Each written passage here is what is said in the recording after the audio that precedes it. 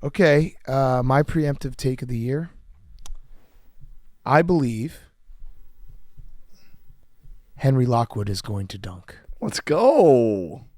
Not. You got nodded. I can't believe you fell for that. On today's part of my take, the 2024 Takies are here. A magical evening in sports. Yes, we have 28 awards to give out. The greatest awards in the sports media landscape.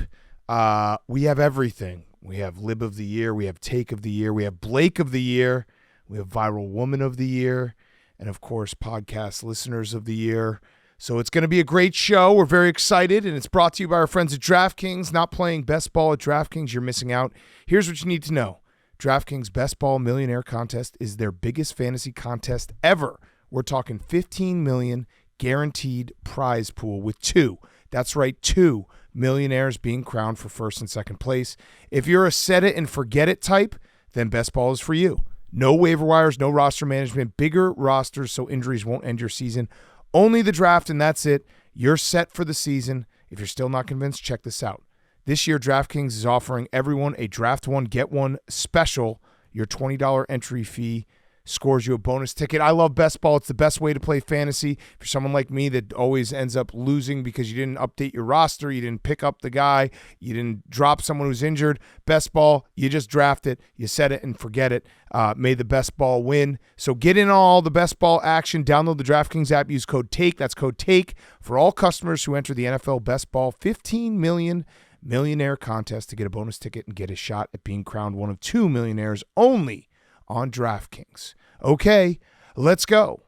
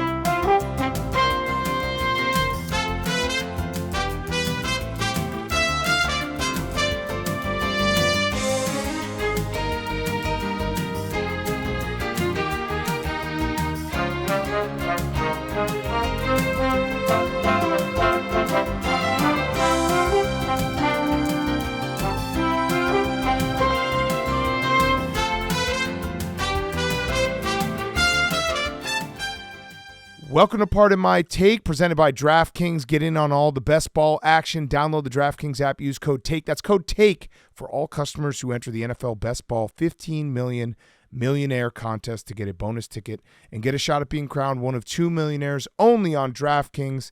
Today is Wednesday, July 31st, and it is the 2024 Takies.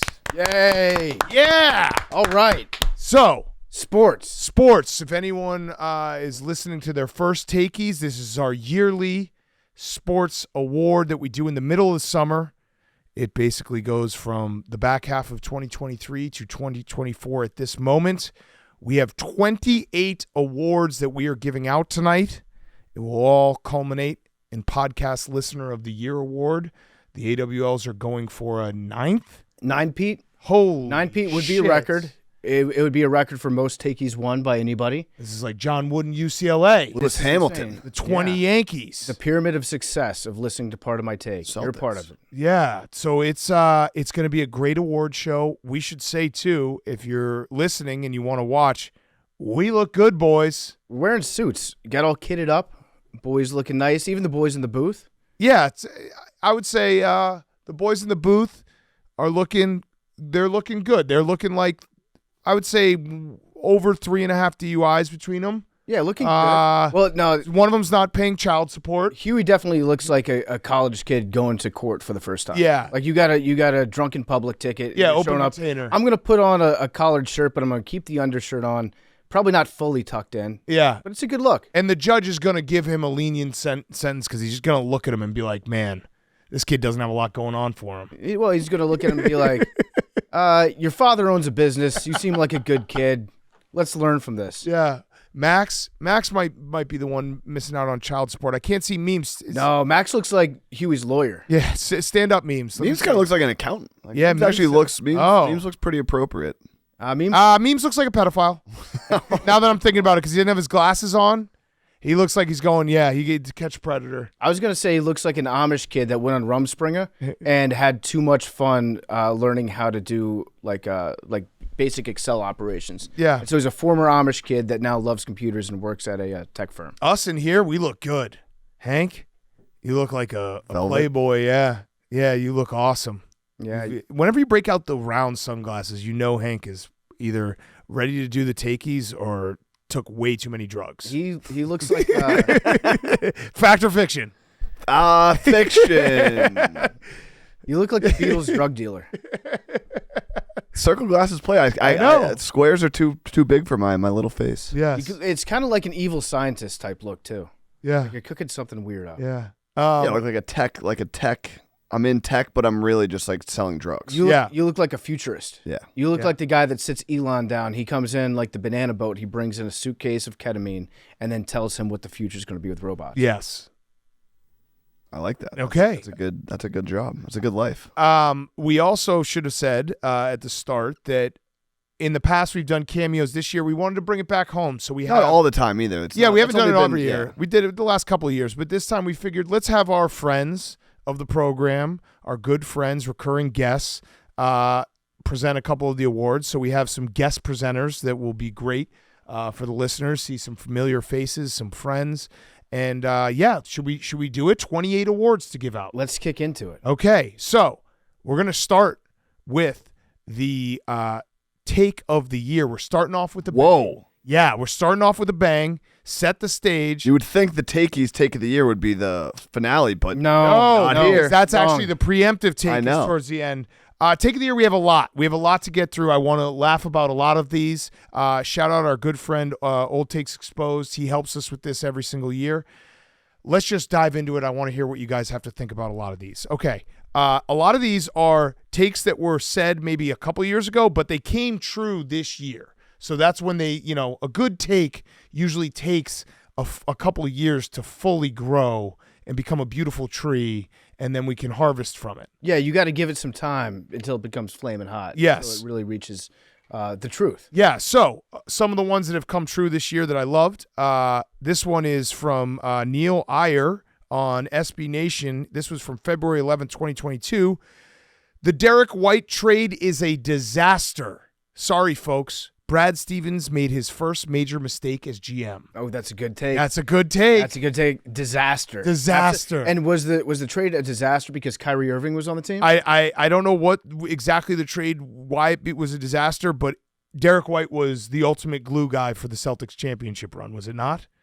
And the first year too. The first year was first 2 years. Yeah. Maybe it was just he was saying like Kyrie Irving will never win a championship for the Celtics with this Derek White trade, I which think it might have been true. After Kyrie, because 2022, Kyrie was already on the Nets. Okay. Oh yeah, true. But a disaster Forgot about that nonetheless. experiment. Yeah. Here's one. This will be a theme. Colin Cowherd is featured many times in this one. This is from 2020. This one was beautiful to watch sprout this year.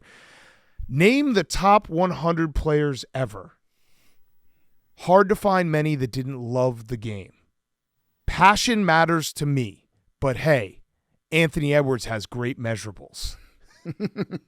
I don't think you could think of one person that loves the game more than Anthony Edwards does right now. But I love those takes, especially during NFL draft season where they're like, he's a great player, but is he really in love with football? Yeah. Would he marry a football? Yeah. Anthony Edwards, I would say he loves basketball. He had a very good year, and he clearly cares a lot. And sometimes you don't have to you don't have to love the sport if you just love winning so much that you just don't want to lose in anything you do. Yes, exactly.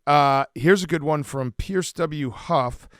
This is a call that should happen. Hey, Monty Williams, this is Brad Stevens with the Celtics. I'm about to fire Joe Mazzulla. Would you be interested in coaching our team?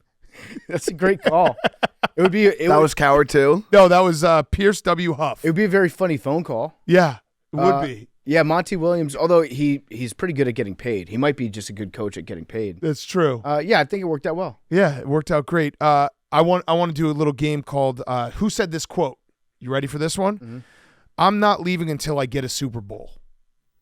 This is about a player that was drafted to a team. Stephon Diggs. Nope. Oh, drafted. Drafted to a team. I'm not leaving until I get a Super Bowl. Get a Super Bowl. I'll say this right now. I could give you 1,000 guesses. I don't think you'd get it.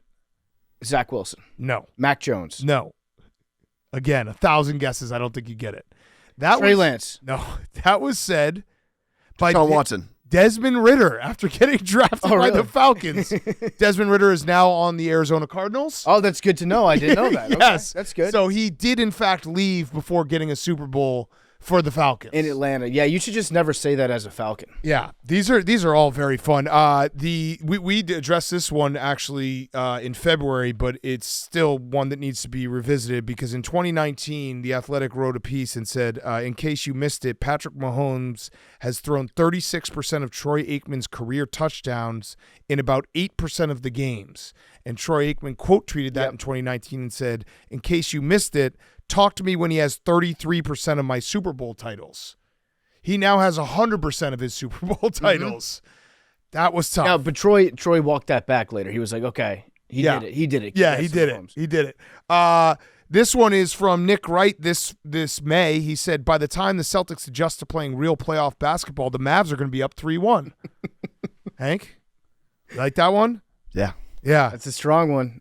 That's a strong. It was Nick one of the ones leading the charge that the Lakers were actually the best team in the West. Yeah, he was one of them, yes. And then he pivoted to the Mavs. We get any Kevin O'Connor Celtics takes? I don't think I have any of those. He had a lot of. He had some. He did dudes. say the war. Yeah, He said every Nuggets, team that the Celtics were playing was going to beat them. Yeah, Basically picked every team to win the championship except the Celtics. he said the Nuggets. There's no chance the Celtics could beat the Nuggets in a 7-game series. A twofer for Cal. Cal said in February, we're built for March. Mm-hmm. Not April. Not April. They're built for March. Forgot about Golke. Yeah. And then also the AD at Kentucky, Mitch Barnhart, said, as we normally do at the end of every season, Coach Cal and I have had a conversation about the direction of our men's basketball program, and I can confirm that he will return for his 16th season as our head coach. Then something weird happened. Then the chicken man. And the chicken man gave him a call. Yeah. These are all just fantastic. Again, shout out our guy Old Takes Exposed. We'll rip through a few more and then we'll give you a winner. Mason Dodd said, hate to be the only grown up in the room. I like this one just because he's admitting he's the only grown up in the room. Yeah, never a good idea. Yeah, memes would love that based on how he looks. Yeah, hate to be the only grown up in the room, but Puka Nacua has no upside. 5th round rookie wide receiver on bottom 5 teams, don't move the needle.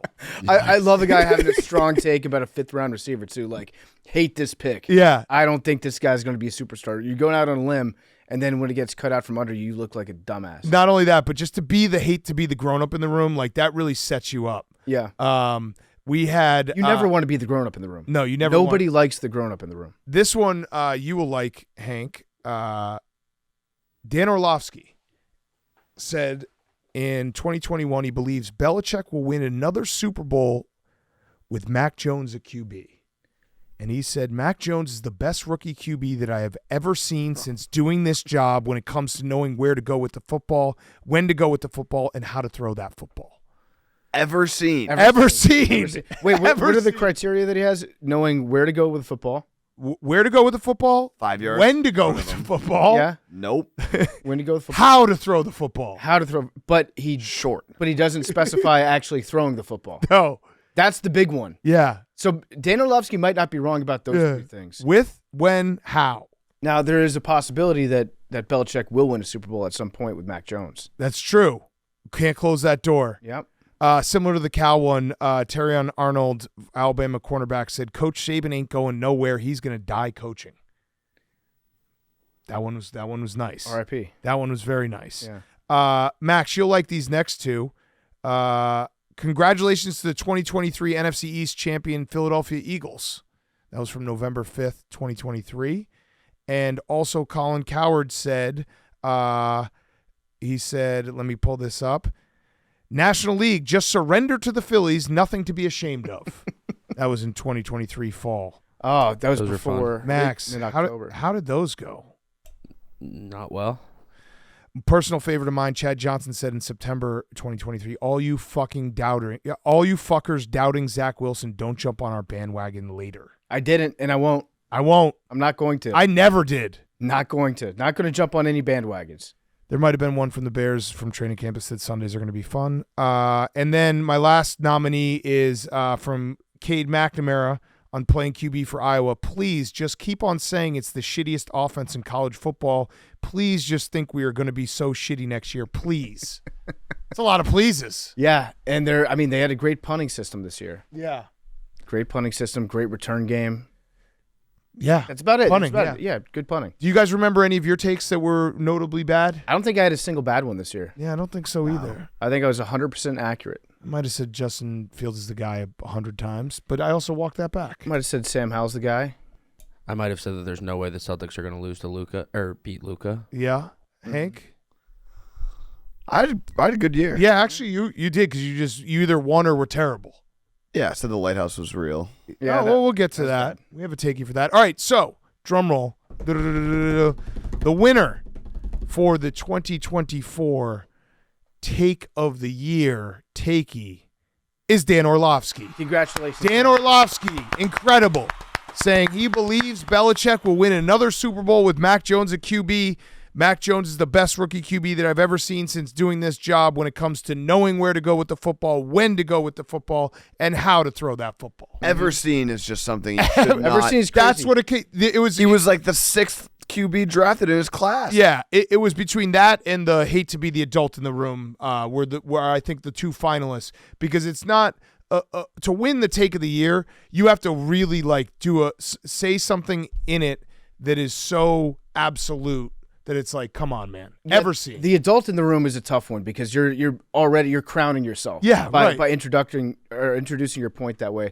The Orlovsky take about Mac Jones is noteworthy just because of how badly Mac Jones flamed out this year. So when you get benched multiple times for Bailey Zappi, it's tough to say, well, you know what? Maybe he was a great. Maybe we're misremembering. Maybe we're allowing the recent history of Mac Jones to not remember how great he was. How great he was. Yeah. We'll always have that season. I also am now thinking about it. I don't think there's ever been an adult in a room that has argued about a 5th-round draft pick. No, that's the exact opposite of being an adult in the room. The adult in the room says, why are you guys arguing over a 5th-round draft pick? Yeah. This is crazy. Yeah, hate to be the only one with a level head on my shoulders, but let's have an argument about Puka Nacua. Yeah. Okay. PFT, you have our next award? Yeah, next up this is an award that I absolutely love. Yep. We've done it, I believe, every year of the show. Yes. Maybe not the first one, but it's the Lib of the Year award. Mm-hmm. Lib of the Year, and we've got a stacked roster of nominees. First off, Chris Long. Oh. For career excellence in libness. This is a Lifetime Achievement Award. It's a participation trophy. How many Lib of the Years has he won? I believe 2 or 3. Yeah, he libs. He lives hard. He's like the bagel bites. Pizza in the morning, pizza in the evening. He just libs. Lib in the morning, lib in the evening, lib at supper time. Yeah, he's got the Lib Strong wristbands that he wears all the time. Chris Long's nominated. Travis Kelce also nominated. Yeah. His outstanding work in commercial performances. Yeah, the Pfizer, trying to get the shot. Yep. How much do you think he got paid for that? $4 million. Probably a lot. $4 million? I'd say more. Do you think he got free shots for life? You should. Yeah. You should. Yeah. Also nominated, we have Billy Football. Oh. Nominated for Lib. What did he do? He ran for office against a bunch of Republicans. Oh, he must be a big lib. Must be a big lib then. Yeah. And then final nominee is Jersey Jerry. Ah. Jersey Jerry is nominated for Lib of the Year. He's talked on live streams a lot about how much he loves Joey B. Yep. Joey B is his guy. Yeah, he's actually been saying, he's been walking around the office being like, oh, you guys got to just trust in Mamala. Yep, Mamala that's that's his goat. So we have a very special presenter for Lib of the Year, political commentator Nick Adams, USA, from Australia. G'day, boys. Nick Adams, alpha male here. Now, this next award goes out to the most oversoyed Marxist on Barstool staff. It's called the Lib of the Year. This is a man, and I use that term lightly, who took dozens of hours to get a single hole in one on a golf simulator and takes his marching orders from pro-communist unions. I can confidently say he hasn't stepped foot inside a Hooters in at least 10 years. Without further ado, the 2024 Lib of the Year award goes to Jersey Jerry. You should be ashamed of yourself, son. Oh, that's beautiful. Thank you, Nick. I Jerry. appreciate that.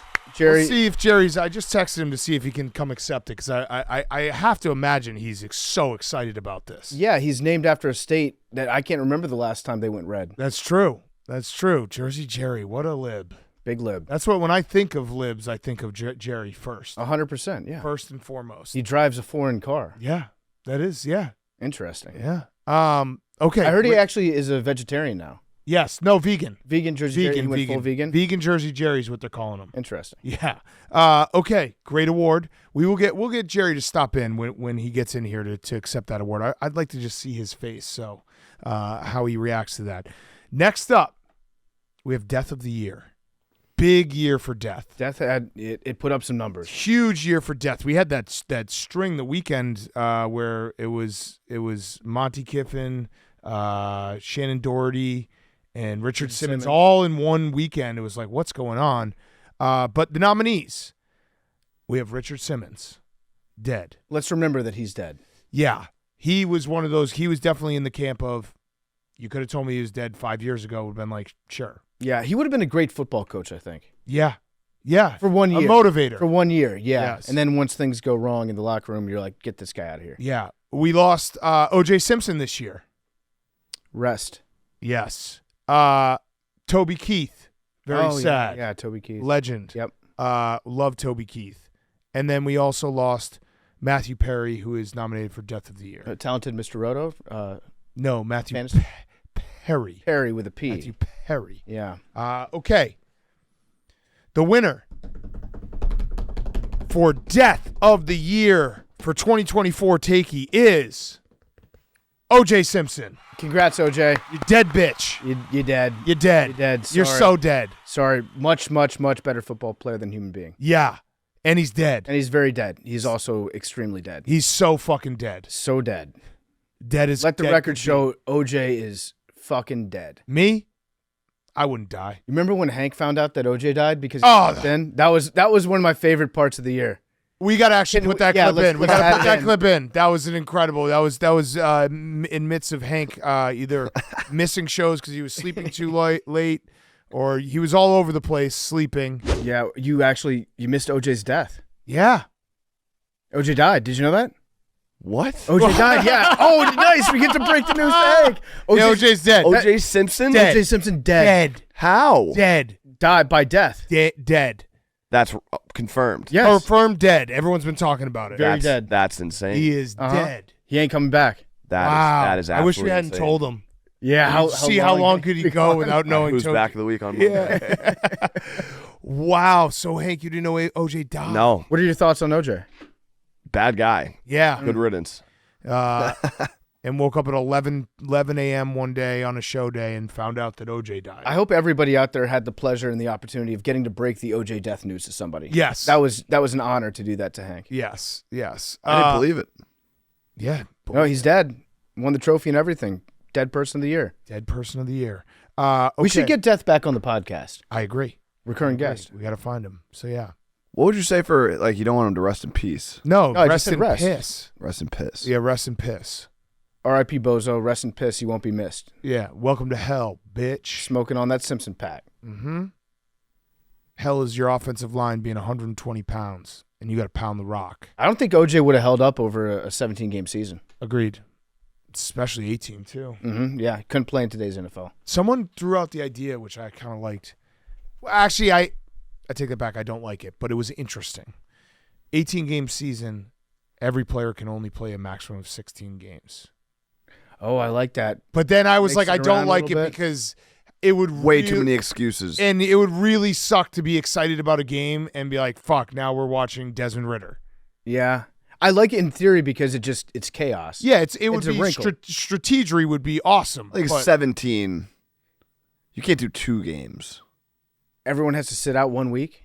Yeah. This sounds a lot like Little League, where everybody gets to play. And I was thinking about the more I was thinking about it, I was like, all right, I liked it at first, and then I thought I definitely would get fucked because I'd like bet a line on Monday, and then they'd be like, "This is the game we're throwing," Yeah. and I'd get fucked. Yeah, there's I'd be so furious. a lot of reasons why that probably wouldn't work out in reality, but it's fun to think. It's a fun idea. It's a thought experiment. It's a very good This is Greenies how- rule. This is how dudes use our imagination. Yeah, we just think about wrinkles to the 18-game season puzzle. Yeah, 18 games is so good. We should get like what was the movie where they were cracking the code for the Nazis, or they were cracking the code of the Nazis? The Imitation Game? Imitation Game. Yep. That We movie's need that. great. We need a camp with nerds trying to figure out the perfect 18-game schedule. It would be very funny though to see if they did have that rule where each player could only play 16 games. The dumbest coaches would think that they had it figured out. Correct. And they completely screw it up. Correct. That would be like Mike McCarthy would absolutely fuck that idea up. Yes, absolutely. Yeah, he'd 1 week he'd sit his entire defense. Next week sit his entire offense. He'd sit Dak and CeeDee Lamb at the same time. Yeah. And be like, we're using this as an opportunity to see what a roster's going to look like next season. Yeah, and then the week that they don't sit, like they would sit Dak and CeeDee Lamb, and then a different week he would sit the entire offensive line. Yeah. And Dak would get killed. Yeah. It's like, God damn it, Mike McCarthy. We got our computer guys told us this was the right move. Yeah. Okay, next up. Next up, we have the Lighthouse of the Year. Ooh. The Lighthouse of the Year. A lot of good lighthouses out there. This is a huge year, maybe the biggest year in the history of this show for lighthouses. Mm-hmm. I'd say they're having a moment. The nominees are To the Lighthouse, the book, Oh. nominated. It's a great book. Was that the book? light read. We got him? I got him? No. I don't know. Did I get you a book? You bought Hank. That's the meanest thing you could do. Yeah. It was a children's book. Okay. Was it about lighthouses? It was about lighthouses. Yeah, we read it. It was in the old office. Yeah. Okay, that book is also nominated. Okay. Whatever that book was called. Hank, you Yep. remember it? Mm-hmm. What was it called? I don't know. Okay. I remember the book. I don't remember the name. You remember seeing a book. You saw a book and you ran the other direction. Hank's seen so many books in his life. Hank thinks see something, say something is about books. Yeah. Hank, do you own any books? I do. What books do you own in your home? Hank sees a backpack full of books and he calls the cops. I have a Larry Bird biography that I've read like 10 pages of at multiple points. Hey, listen, I've started over 40 books in the last 5 years, not finished a single one of them. So I'm with you on that. I have a book about habit that I'm also trying to read about breaking bad habits. Okay, but Okay. you can't I haven't you finished can't reading focus it. enough No, to nope. that's I mean that I've read it before though, Wait, so like 10 years ago, so you have read it. This yes. is this Why are you rereading the book about because it breaking didn't bad work. habits? Is this Sisyphus? The Pushing it up. Yeah, up pushing the up. cliff? Yeah. Hank trying to start a book about having good habits that would help him read a book in a Hank- timely fashion. Is there spark notes to this book? I don't know. There's an audiobook. I've downloaded that too. And you still haven't gotten to it? No. I love that. I love that for you. So we've got 2 Lighthouse books nominated. We've got the Cape Hatteras Lighthouse in North Carolina, Ooh. the tallest lighthouse in the United States, Okay. according to the United States Coast Guard. Respect the military and the troops. The old lighthouse at Gillette Stadium is nominated. It was a great lighthouse. It was awesome. Everyone loved it. They won championships. They won Super Bowls with that lighthouse. Then the new Gillette Lighthouse is also nominated. The losingest lighthouse in the history of the New England Patriots, by far. Yes. Mickey Mouse cartoon lighthouse. I mean, Hank, fact or fiction, things have gone badly since the new Lighthouse came out. No, New Lighthouse was last year, and they had gone badly 2 years ago, but they haven't gotten better yet. I'd say they got worse. They fired a whole But we have a head new. coach. We have. Bill Belichick is no longer your coach. You lost a legendary quarterback who throws when, where, how, where he knows where to put it. Things were all coming together with Mac Jones, the best rookie quarterback season of all time, and then you just got rid of all that, and now you're shit. And now you have a quarterback that it looks like he throws a heavy ball. Yeah. So, the winner of the 2024 Lighthouse of the Year Yes. is the old Lighthouse at Gillette Stadium. That lighthouse was awesome. Real one. It was a real one. Multiple Super Bowl dynasty, the dynasty lighthouse. So, PFT, hold on one sec, Jared. Stay right there. If the new Lighthouse didn't win, could someone say that it's not even a lighthouse? It's not a Lighthouse. It should not have been nominated Yeah. because it's a fake lighthouse. Well, you also nominated a book, which isn't a Lighthouse. Your new Lighthouse is a giant butt plug, and it sucks, and everyone hates it. Nope. You don't win football games. It's a great Lighthouse. I have a question. Hey, do you ever think you're going to light the Lighthouse? I have a question. Yeah. Okay. If I was hypothetically asked to be the keeper of the Lighthouse for a Thursday preseason game Yeah. in August, Yeah. could I do it? What does keeping a lighthouse entail? Lighting the light. Are you Starting just the game. standing at the top being like, no, this is a real lighthouse? Yeah. It's real to Okay. me. Yeah. Hank, I give you permission to be the keeper of the lighthouse Against maybe the Eagles. if you read a book about a lighthouse. Yeah. Full book. Okay. And you finish your habits book. Okay. Okay. Yes. All right. Good. All right. So congrats to that lighthouse. Congrats to lighthouse. the old Gillette lighthouse. What a wonderful lighthouse you were. We have winner here, Jersey Jerry. He's going to accept his award. He also forgot his wallet. He's been you go, looking Jerry. for it. Jerry, we're doing the Takies right now, the 2024 Takies. Yep. You have won an award, Thank you. which comes with a cash prize as well. Oh, there we go. Right up my alley. You love cash. Yeah, you love cash. So Would you? That's off, but we'll be all right. would you like to know what award you won? Yeah, of course. Okay, PFT. You won the Lib of the Year award. For all your work in the liberal community. Pro-union guy. All right, fine. How much? Pro-union guy, you're a big mamala guy. No, I'm not. You're dude. asking you for are. handouts. Yep. No, I'm not. I'm not. No. I didn't. I'm not a lib. That's number one. Well, you won the You award. won for Lib of the Year. So Who it's, voted on this? was a- many voters. It was a true democracy. Yeah. So there will be a graphic that says Lib of the Year, Jersey Jerry. He's trying to rig the vote. Yeah. Very, very Lib of him. Yeah. Very Lib. Interesting. Whoops. I don't want to accept the award. Well, Okay, well, you can't not accept it. yeah. It's been given to you. You hate meritocracy. You hate the fact that you won something. Oh, I think Jerry's a participation trophy guy, a true Lib. He Yeah. wants everyone to win the award. That's true. I don't. Yeah. I never even asked to be put up for this award. Oh, Well, wow. No one asked to be nominated. Also, Jerry, aren't you happy? Like the voting for the Takies is secretive, and some may say a coup, which is exactly what you people do. I don't do any of that. Okay. I don't do any of that stuff. Mm-hmm. Like zero. I don't even want to talk about what my theories and stuff are. But my theories are anti-lib. I don't know. It seems like the case has been laid pretty clearly. Yeah. What? You look like a lib.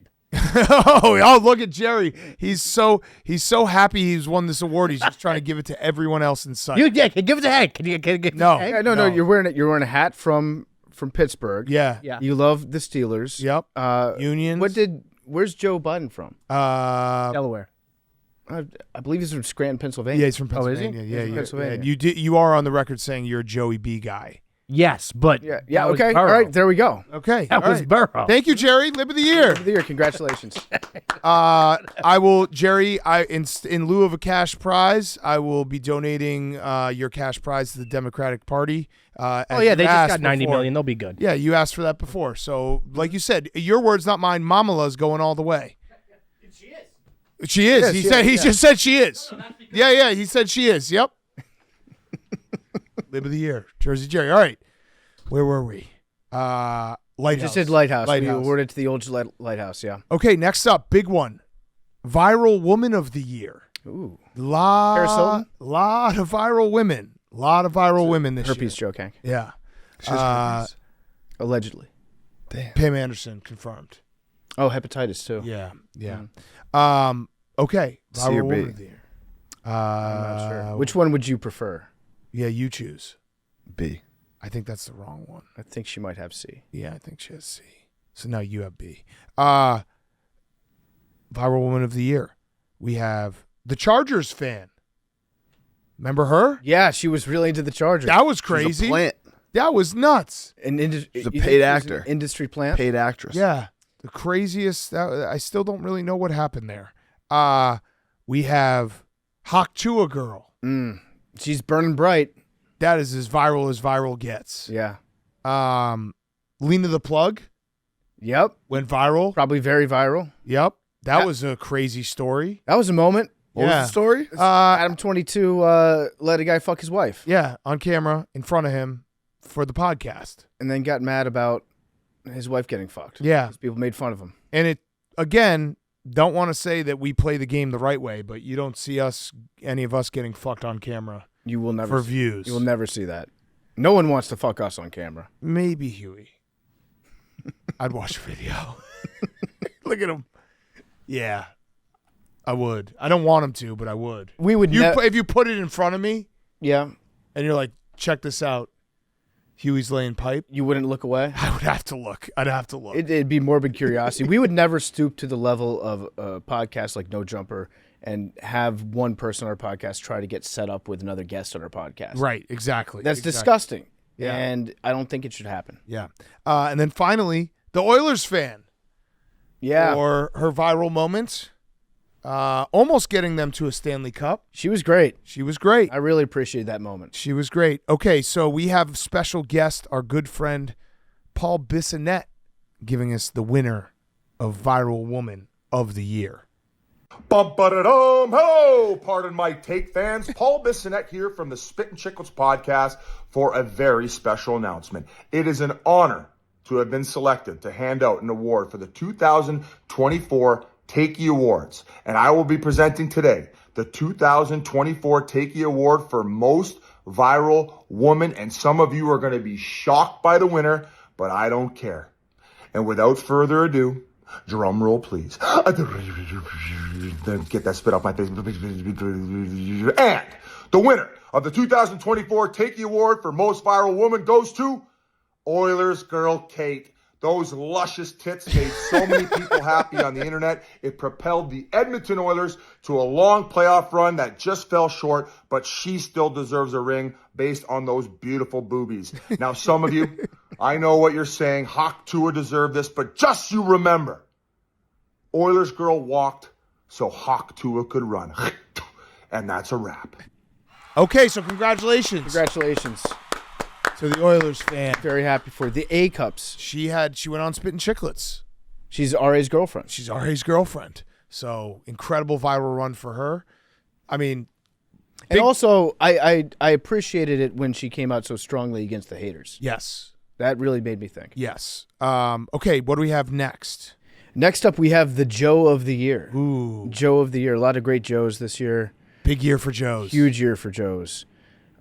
First nominee is Joe Mazzulla. Ooh. Coach of the Boston Celtics. Best friend. Hank's stepfather to Henry Lockwood. Hank's best friend. He poured beer on you. Joe Biden also nominated for Joe. Pouring honey on him. Wait, what? You're pouring honey on Joe Biden? On Joe Mazzulla. You poured honey on him? Goat. Wait, is that like LeBron reference where it's like pour honey on him and then pray for the bear? LeBron posted an Instagram and said if like me and the bear are in the same forest, pray for the bear or whatever. Yeah. And then Shannon Sharp. Oh, that's commented, right. I'm pouring honey on you, goat. Yeah. Yeah. Pouring honey on Joe. How fast would Joe Mazzulla kick your ass if you poured honey on him? Very, very fast. That would be an awesome. He was ready to kick my ass when I was putting on sunscreen. He's probably trained. Joe Biden also nominated for Joe of the Year. Still alive. For being still alive. Still alive. We think. Jojo Siwa nominated for Joe of the Year. Don't know who that is. If you have two Joes, do you have one? Who is JoJo Siwa? I know. She's a We were just talking TikToker, about her. YouTuber, Dancer. Dancer. Love it. Dancer. Love her work. Love her work in the Joker. reality TV Reality star. TV star. What'd she do this year? She did, I forget what show it was called. It was on ABC. It was like, She's on Disney Channel. Disney Channel. Yeah, that's what I was about to say. Oh yeah, Disney Channel. She just had a big year. She was She on- sounds like a big JoJo Siwa film. she was on a show mean, she's that like- they advertised during Sunday Night Football every week. That show. A show that is it the one where they? Sorry, we were watching football. Well, it was commercial of football. Yeah, I'm still thinking about football. Yeah, I'm thinking about what I just watched. Yeah. Okay, Jojo Siwa nominated for Joe okay. of the Year. Also nominated for Joe of the Year, Joel Embiid. Oh, He is a Joe. he An average had, Joe. He had a pretty big year. He went all the way to the conference finals, Conference semifinals, conference quarterfinals. conference He quarterfinals. just had a really good game in the Olympic exhibitions. Oh, that's great. He had a great Against game Germany. against Germany Exhibition. in the Olympic exhibition game. on a super team. Yeah. He had a So good game. huge year. That's the most important game he's ever played in. That actually, we did the voting before that game. This might change everything. This kind of sways things. Yeah. But the JoJo Joe- Siwa blew up on Dance Moms. She's a mom? No, she was the dancer. Like, that's Oh, she had a mom. yeah. Yeah, Got so she it. was a dancer. she's a dancer with a mom. They don't make those anymore. And Meme said That's she a was great idea for a reality show. TV. No, What no, what is that she's show? like it's Dance like, Moms? It's like the children, like she was like a young child. It's a in creepy that show. It's a very creepy show. It's a very, very creepy Yeah. show. It's about like the moms of. these okay. I would say children Honey Boo dancers. Boo adjacent. Yes. Got Special it. Forces World's Toughest Test on Fox. That was the show. Special Forces World's Toughest Test. On Sunday Night Football, they were advertising for Fox. No, it must have It's been wild. Yeah, so whatever. You know what I mean? that's fine. Jojo Siwa, big fan. Huge. This podcast is. There should be a podcast mom show. Yeah. I was thinking like we just do a TV dad show. It's just my kids watching TV. A TV show about kids watching TV. It's me turning on the TV. And then Bluey's on. Yeah. And then it's like, all right. So- and that was the episode. When you were talking about Bluey, I had no idea what a drug Bluey was for kids. Oh, yeah. But I had, there was a friend that came into town, their 5-year-old stayed with us, and the kid was like jumping all over the basement, like punching walls, throwing stuff around, just in a bad mood. I go down there, I turn on Bluey, Yeah. and it's like hypnotized. It's also the greatest show ever created because it's 7 minutes long. So you can tell a kid, hey, you get to watch 3 more Blueys. That feels like 1,000,000 Yeah. to a kid. And they're like 3 more. Yeah, Bluey's a I'll drug. never run out. 20 minutes. Done. Bluey is a drug for Yeah. kids, for sure. Yeah. So here to present... Bluey's a girl. Wait, she is? Yeah. That just fucking blew my mind. Yeah, bingo. They're sisters. Also, very funny because they did a really good job with Bluey. Bluey's dad works at the airport. Okay, He's a drug sniffing dog. that's fun. And Bluey's mom. Wait, his dad's a narc? Yeah, I guess so. That's Maybe not- bomb sniffing dog. Okay. And then his mom is an archaeologist. Bone sniffing dog. Yes. I like that. Pretty That's, cool. That's very good. Pretty cool. They did a good job. One of them should work in the White House. Yeah. Next up, we have the presenter Yes. for the Joe of the Year award, Our good friend. Joe Buck. Hey, I'm at Dick's Sporting Goods, so it is my distinct honor to present the 2024 Take Award to the Dick of the Year. No! He's right. I'm Joe, and it's my honor to present the 2024 Take Award to the Joe of the Year to Joe Mazzulla, the Boston Celtics head coach. Congratulations, Joe.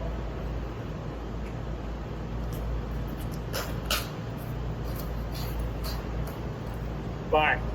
Incredible video. Wait, can we pause real quick? Let's take a second to admire Joe Buck's outfit. Yeah, I thought This it was is- jean shorts at first. I don't know if it is. I'm going to choose to believe these are jean shorts. Yeah. Because this is the best dad outfit I've ever seen in my entire life. Well, this is like his St. Louis is really showing. Yeah. He's wearing jean shorts tucked in with a belt. Tucked in t-shirt Yeah. to jean shorts, dad hat. Yeah. He looks great. And his son hit the moonwalk. We love Joe. Joe is one of our favorite recurring guests. Can't tell the history of Pardon My Take without Joe Buck. So, Can't. and he actually didn't take any when I texted him asking him for this. He didn't take any offense that he wasn't nominated for Joe of the Year. Well, that's okay. He knows he had an off year. Yeah, he's got something to aspire for. Yeah. Aspire to. Yeah, he did have an off year. He called 0 games where someone almost died. Yep. Sad. So kind of set the bar, and he wasn't able to live up to it. Very sad. Congratulations, Hank, to your best friend. Did you tell him? I did tell him. Yeah, what'd he say? He hasn't responded yet. Oh, best friends. That's just best friend Yeah. language. Yeah, He's you busy. guys don't have to talk to No. be best friends. He's probably upset that he won the award, and he's going to get complacent. That's true. Did we poison the Celtics by giving him Joe of the Year? It'd be a real shame. That would be a real shame. Okay, next up. Girlfriend of the Year. Girlfriend of the Year. Big time award. We have some big time nominees. First up, it is Taylor Swift, who was very prominently during the football season. Matt Smith What? for dating Matt Smith. Oh, no. But she did do that, and he was problematic. Wait, Maddie Healy? Or Matt Healy. Matty Healy. Yeah, come on, Hank. Get up Yeah. on your lure. Yeah, come on. She started dating Travis Kelce this year. Some may say Travis Kelce is Taylor Swift's boyfriend. Depends on the season, I would say. Right now, He's boyfriend. he's boyfriend. Football season, she's girlfriend. I mean, Travis has a good case for boyfriend of the year, too. Yeah, that's true. That's true. Kyle Filipowski's girlfriend. She's, they've been together for a long time, No one put in more work than her. and everything played out perfectly. Yeah. Like, she is the mastermind, to use a Taylor Swift lyric. She plotted this out. and now he's in Utah. Yeah, minus the whole part of him slipping out of the first round because of people questioning their relationship. Yeah. Still don't really know how Duke was able to keep that under wraps for 2 years. It's very strange. Very, very strange. She also nursed him back to health, though. So let's give her some credit after he had that devastating leg injury after the court storming. That's true. He came back in record time, and some people thought he was dead. Yeah. And then finally, Jake Browning's girlfriend, who took the league by storm in week 17 in Joe Burrow's box. Yeah, it was. I remember where I was when I watched that. Yeah. Very nice lady. Okay, so we have a guest presenter for Girlfriend of the Year. Is she anyone's girlfriend? Not to my knowledge. Okay. Has she ever been someone's girlfriend? I'm sure she has been. Okay. Yeah. Definitely. At some point. Would she also say that she was a girlfriend? In her life, yeah, definitely. Mm-hmm. Would you say recently she's been a girlfriend? I don't know the answer to that. Okay. So she's currently no one's girlfriend. I don't know the answer. When to was that the last either. time she was someone's I girlfriend? don't know the answer to that either. Okay. Have you ever been someone's boyfriend, Hank? Have I? Yeah. And Tiffany, or Scott, the mystery The presenter, mystery presenter, yeah. has at one point been someone's girlfriend. Yeah. That's kind of a coincidence. That isn't is a it? coincidence. It seems like that's almost Wild. like it's a key in a hole. Yeah. Okay. Like a knee in a wall. Let's go to our guest presenter for Girlfriend of the Year. Hey guys, Tiffany Gomez here to present to you your 2024 Girlfriend of the Year Takey Award. Nominees are Miss Taylor Swift, no explanation needed. Jake Browning's girlfriend, Stephanie Niles, that went viral for her white bodysuit.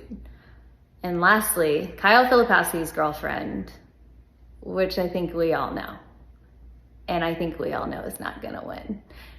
Lastly, I think I'd be in the running if someone didn't fumble, but not mentioning any names. But nonetheless, our winner is Miss Taylor Swift. Okay, well, incredible. Great That- work. Great work, Tiffany. Tiff, we love Tiff. Gomas. Gomas. You should rekindle that.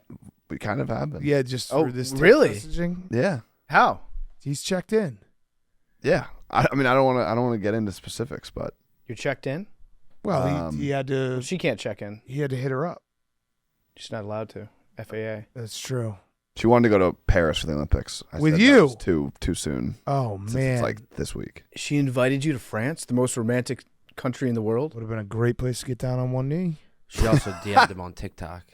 Oh yeah, hey, Max does know all the DMs on TikTok. That Yeah. Hank gets. Yeah, somehow Max is logged into my TikTok, which I don't really use, but I just get emails whenever Hank gets a DM on Oh, I TikTok. love it. And I was with Big Cat and I was like, look, Hank just got a DM. What did the DM say? I can't see what the DM says. I just get an You email just know that that it's got says, him. you have received a direct message from TikTok by Tiffany Gomez. Gomas. I think the DM said want to go to Paris and elope. Yeah. no, nope. Marry me. Yeah. Yes or no? False. If she proposed to you, you'd have to say yes. Yeah. Okay, nice. I don't have that in me to say no. Like, I yeah, don't- right. You'd figure it Too out nice of a later. guy. Yeah. You'd say yes in the moment. Yeah. Yeah. That would be a hell of a wedding. Yeah. Couldn't be destination. That but would it be be great. fun. Okay. Also, I think Jerry O'Connell would possibly be a bridesmaid. No, he'd have to be he'd have to marry it. Yeah. No, because he'd get to the part where it's like, speak now or forever hold your peace, and he'd be like, I object. Yeah. I personally object. Me, I'm here. I should be Hank. Okay, next Yeah, but up. the kiss the bride part he would love. Oh, We'd get yeah. involved. It would be a triple kiss. Yeah. He'd need like a little sheet to stand behind for the kiss the bride. Sounds like a movie. Next up. Next up, we have Dom of the Year. Oh. Dom of the Year, great award. This is the first year that we've ever presented this. Yeah. But we've got some good nominees here. First up is Big Dom Oh, yeah. from the Fluffy Eagles. Phil Eagles. Remember when he got kicked out of that game that rocked? Show your football. Oh, yeah, my football's somewhere. Where's my football? Oh, I got it. Where's my football? Dom said he said my paisans game ball presented to Big Cat from Big Dom. Incredible. He's the best. He is the best.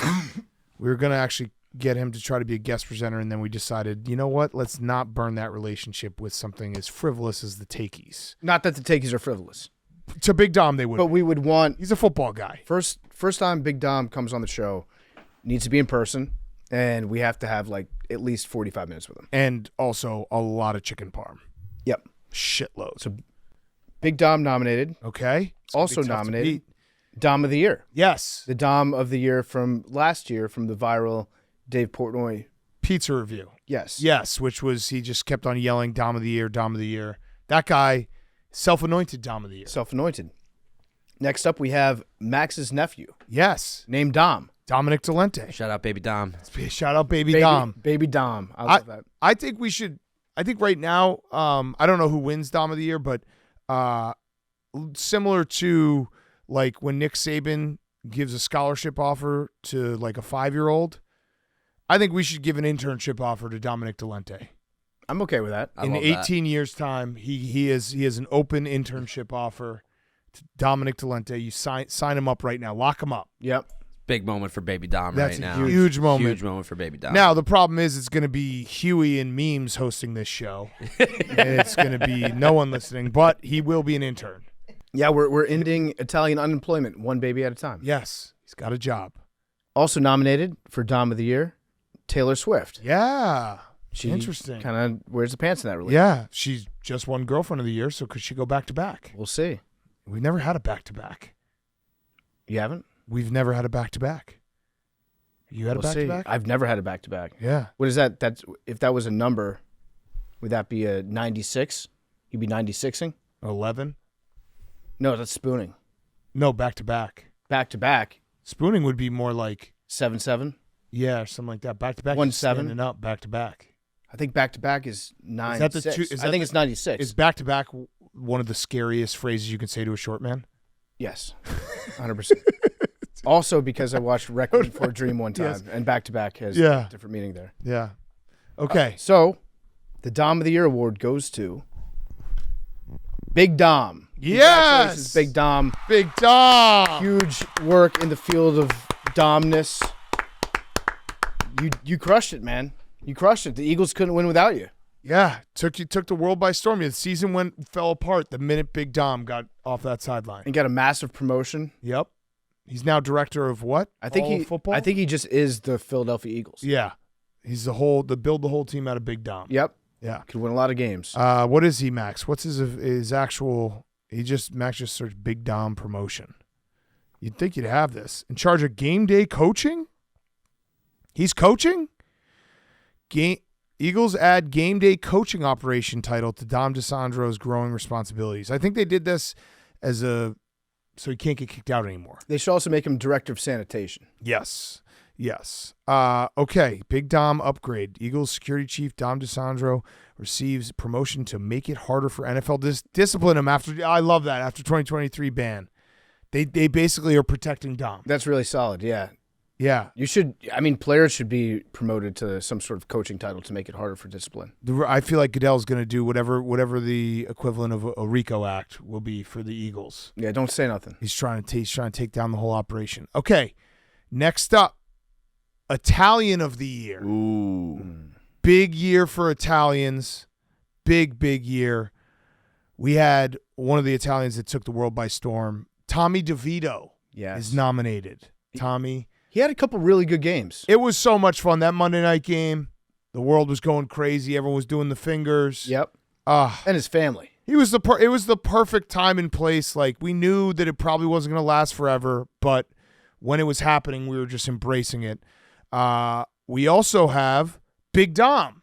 Big Dom been nominated. Huge work. Can we do the back-to-back? First time ever. Also nominated Caitlin Clark. People don't realize she's Italian. Half Italian. She's half Italian. Could play for Italy. Italian. A great Italian-American who is growing the game of women's basketball. And finally, we have Sean Stellato, Tommy DeVito's agent, who is a recurring guest. And he couldn't be more Italian if he tried. Already a Hall of Famer. Yeah, Italian Hall of Fame. You see, he met the Pope? He did meet the That was the most Italian thing ever. Yeah. That was probably a big day. Mm-hmm. But yeah, he came in when he was being inducted into the Italian Sports Hall of Fame that is located in Chicago. So congrats to Sean. We have a special guest who is presenting this award. We do. Is she Italian? She is. Oh. It's Diana Rossini. Also a great reporter. Great reporter. Thorough. Very thorough, very accurate. Memes was just booed in the. Oh, memes. Yeah. She's our guest presenter, Memes. Guess what? She just got another source. Wow, Memes, you booed our presenter? Damn. Okay, let's play the video. Oh, hi! I'm Italian reporter Diana Marie Rossini, here to present the Italian of the Year. Whether you're 100% Italian like me, or you just like to be like Giada and sprinkle in your Italian words like garamà, mozzarella, gabagool, or if you're like PFT and you're 1% Sicilian, or perhaps your offspring like Big Cat has a little meatball in them. It doesn't matter. Everybody knows all Italians love three things. We love to eat, we love to love, and we love to fight. Which is why this year, the Italian of the Year goes to Big Dom with the Philadelphia Eagles. Yeah, we still back have to back. no idea what your job is. I like that she added the Marie. Yeah, the really, Marie. yeah, really, the Diana Marie Rossini. How many vowels can you end in names? It's important to add that in there. I also like how she was stirring up pasta, but it was pasta salad. Yeah, it looked good. Yeah, it did. Yeah. Congratulations, Dom has won the first ever back-to-back takies. That's very impressive for Dom. Big Dom. He came onto the scene. I actually think this is a bad job.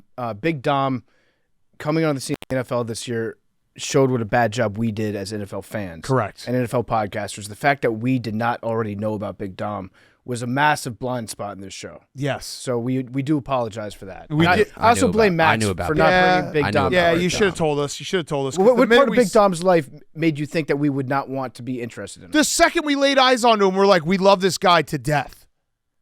I don't know. Never came up. Yeah. What else are you hiding from us, Max? Seriously. Don't worry about it. Okay. There's definitely another Italian. Yeah, there's some Phillies or something. You got a guy. We got to fucking know this guy. Okay. Next award. Actually, let's do a quick ad. The Takies are presented by Coors Light, our favorite beer in the world. The perfect summer playlist may be elusive, but one thing is for sure, it gets better when it's enjoyed with a cold Coors Light, because music plus Coors Light equals chill amplified. Coors Light is the only choice when you're ready to choose chill. When you embrace a chill mindset, it's a good time to choose chill and crack open a Coors Light. Amplify your chill this summer with Coors Light. Choose chill, choose Coors Light. Go to CoorsLight.com/summermusic to see how Coors Light can amplify your summer. And be sure to keep an eye out on Coors Light's social handles all summer long for more exciting announcements. Celebrate responsibly. Coors Brewing Company, Golden, Colorado. Coors Light, the best beer in the world, the coldest beer in the world. We love Coors Light. Thank you to Coors Light. We couldn't do the Takies. We couldn't do PMT without Coors Light. So go crack open an ice cold Coors Light. You know what? If you're listening to the Takies, go get a Coors Light right now. It will help chill you out for the rest of the Takies. We've got a lot of awards still coming up. So thank you to Coors Light. Okay, next up. Next up, we have a very important award. It's the Why Didn't They Put a Guy on That Shooter award. Oh. And we've got some great nominees. Okay. First up, Dante DiVincenzo. Mm-hmm. He was electric at the end of that game against the 76ers.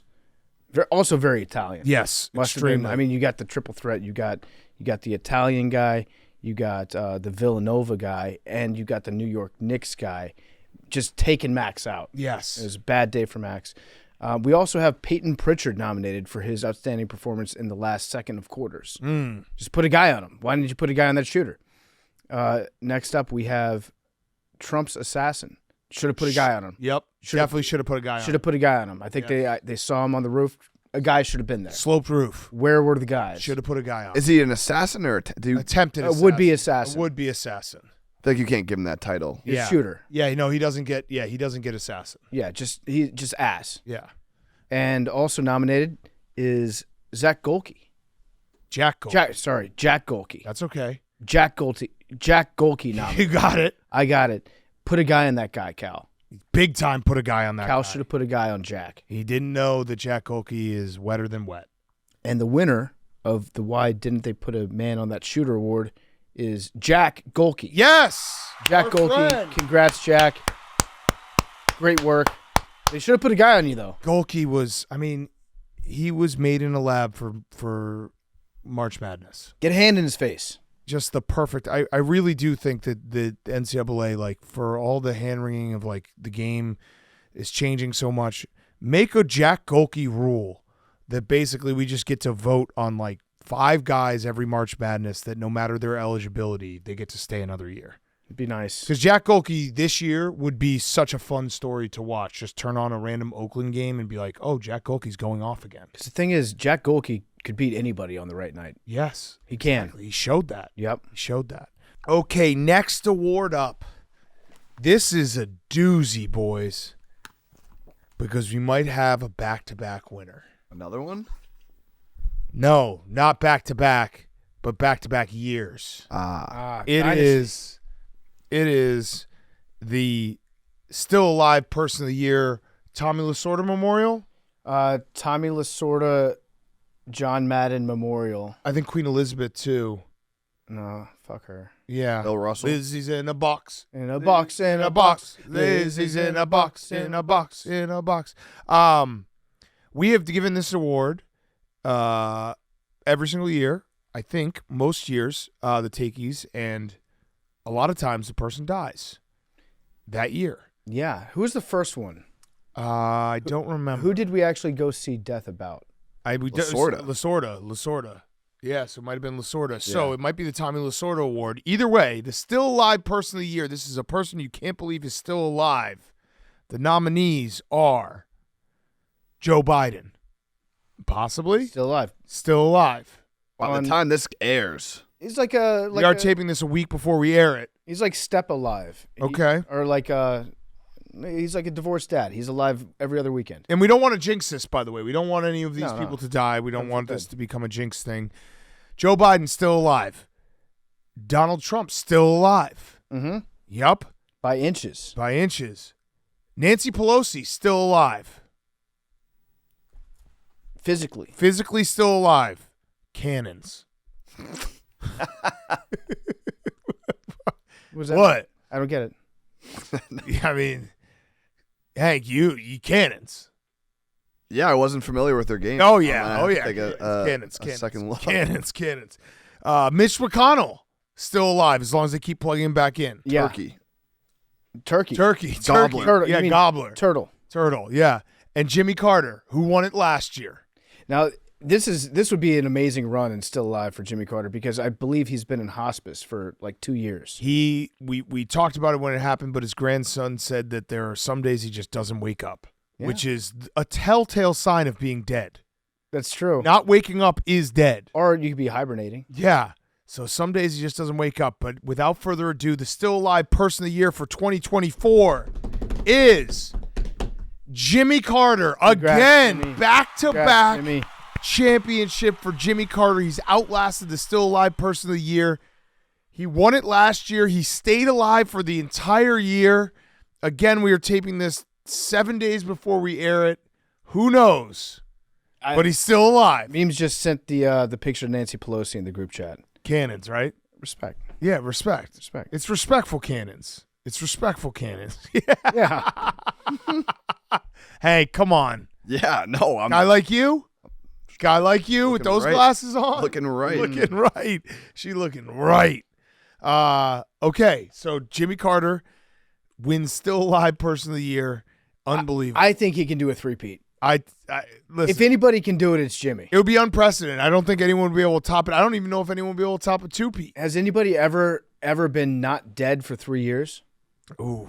I don't think so. And again, he is half dead. Listen, Jimmy's set up right now. He really is. Okay, next up.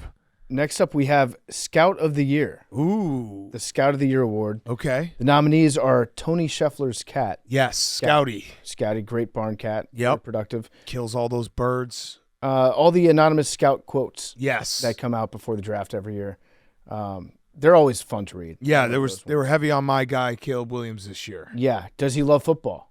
Who's to say? We don't know. And then Connor Stallions. Scout of the Year. One of the craziest stories, we don't give it enough credit how crazy that story. I know there's a Netflix documentary coming out. I can't wait for that. I cannot wait for that.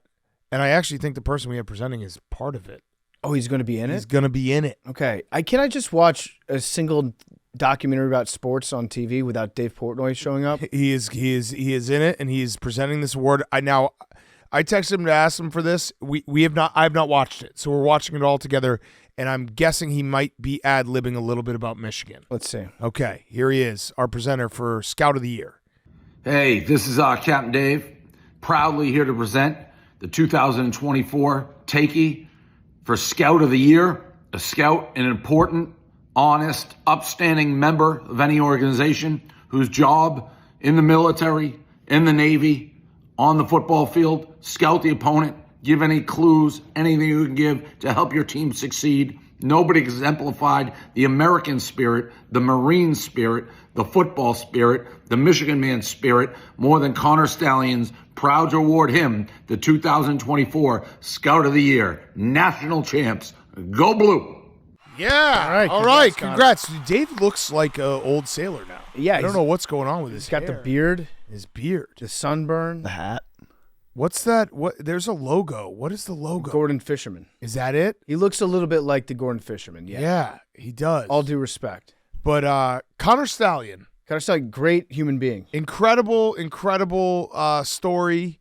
He is Scout of the Year. Incredible story. Like you said that like it was an inspiring. It is. It's a very inspiring story. Hank, when he was growing up, all he wanted to do was help Michigan football win a national championship. And he set a plan into place where he joined the United States Marines, learned recon tactics, and then took that, wrote a fucking manifesto, joined his way onto the Michigan football program first as like an unpaid assistant, just like a volunteer, worked his way up into the point where he was providing actual information about their opponents based on him sneaking into games and shit with tactics he learned in the Marines. Yeah. Oh yeah. And they won a that national way. championship. Also, Yeah. it's It's a great story. It's as simple as this, Hank. He wrote a manifesto and didn't kill anyone. That's hard to do. People write manifestos and they kill people. Manifesto is a bad thing.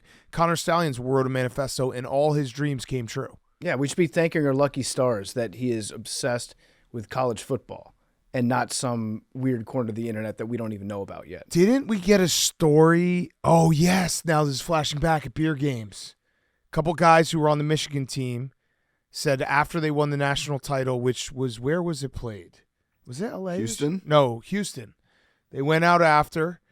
They were out at a bar, maybe a strip club. I'm going to say bar.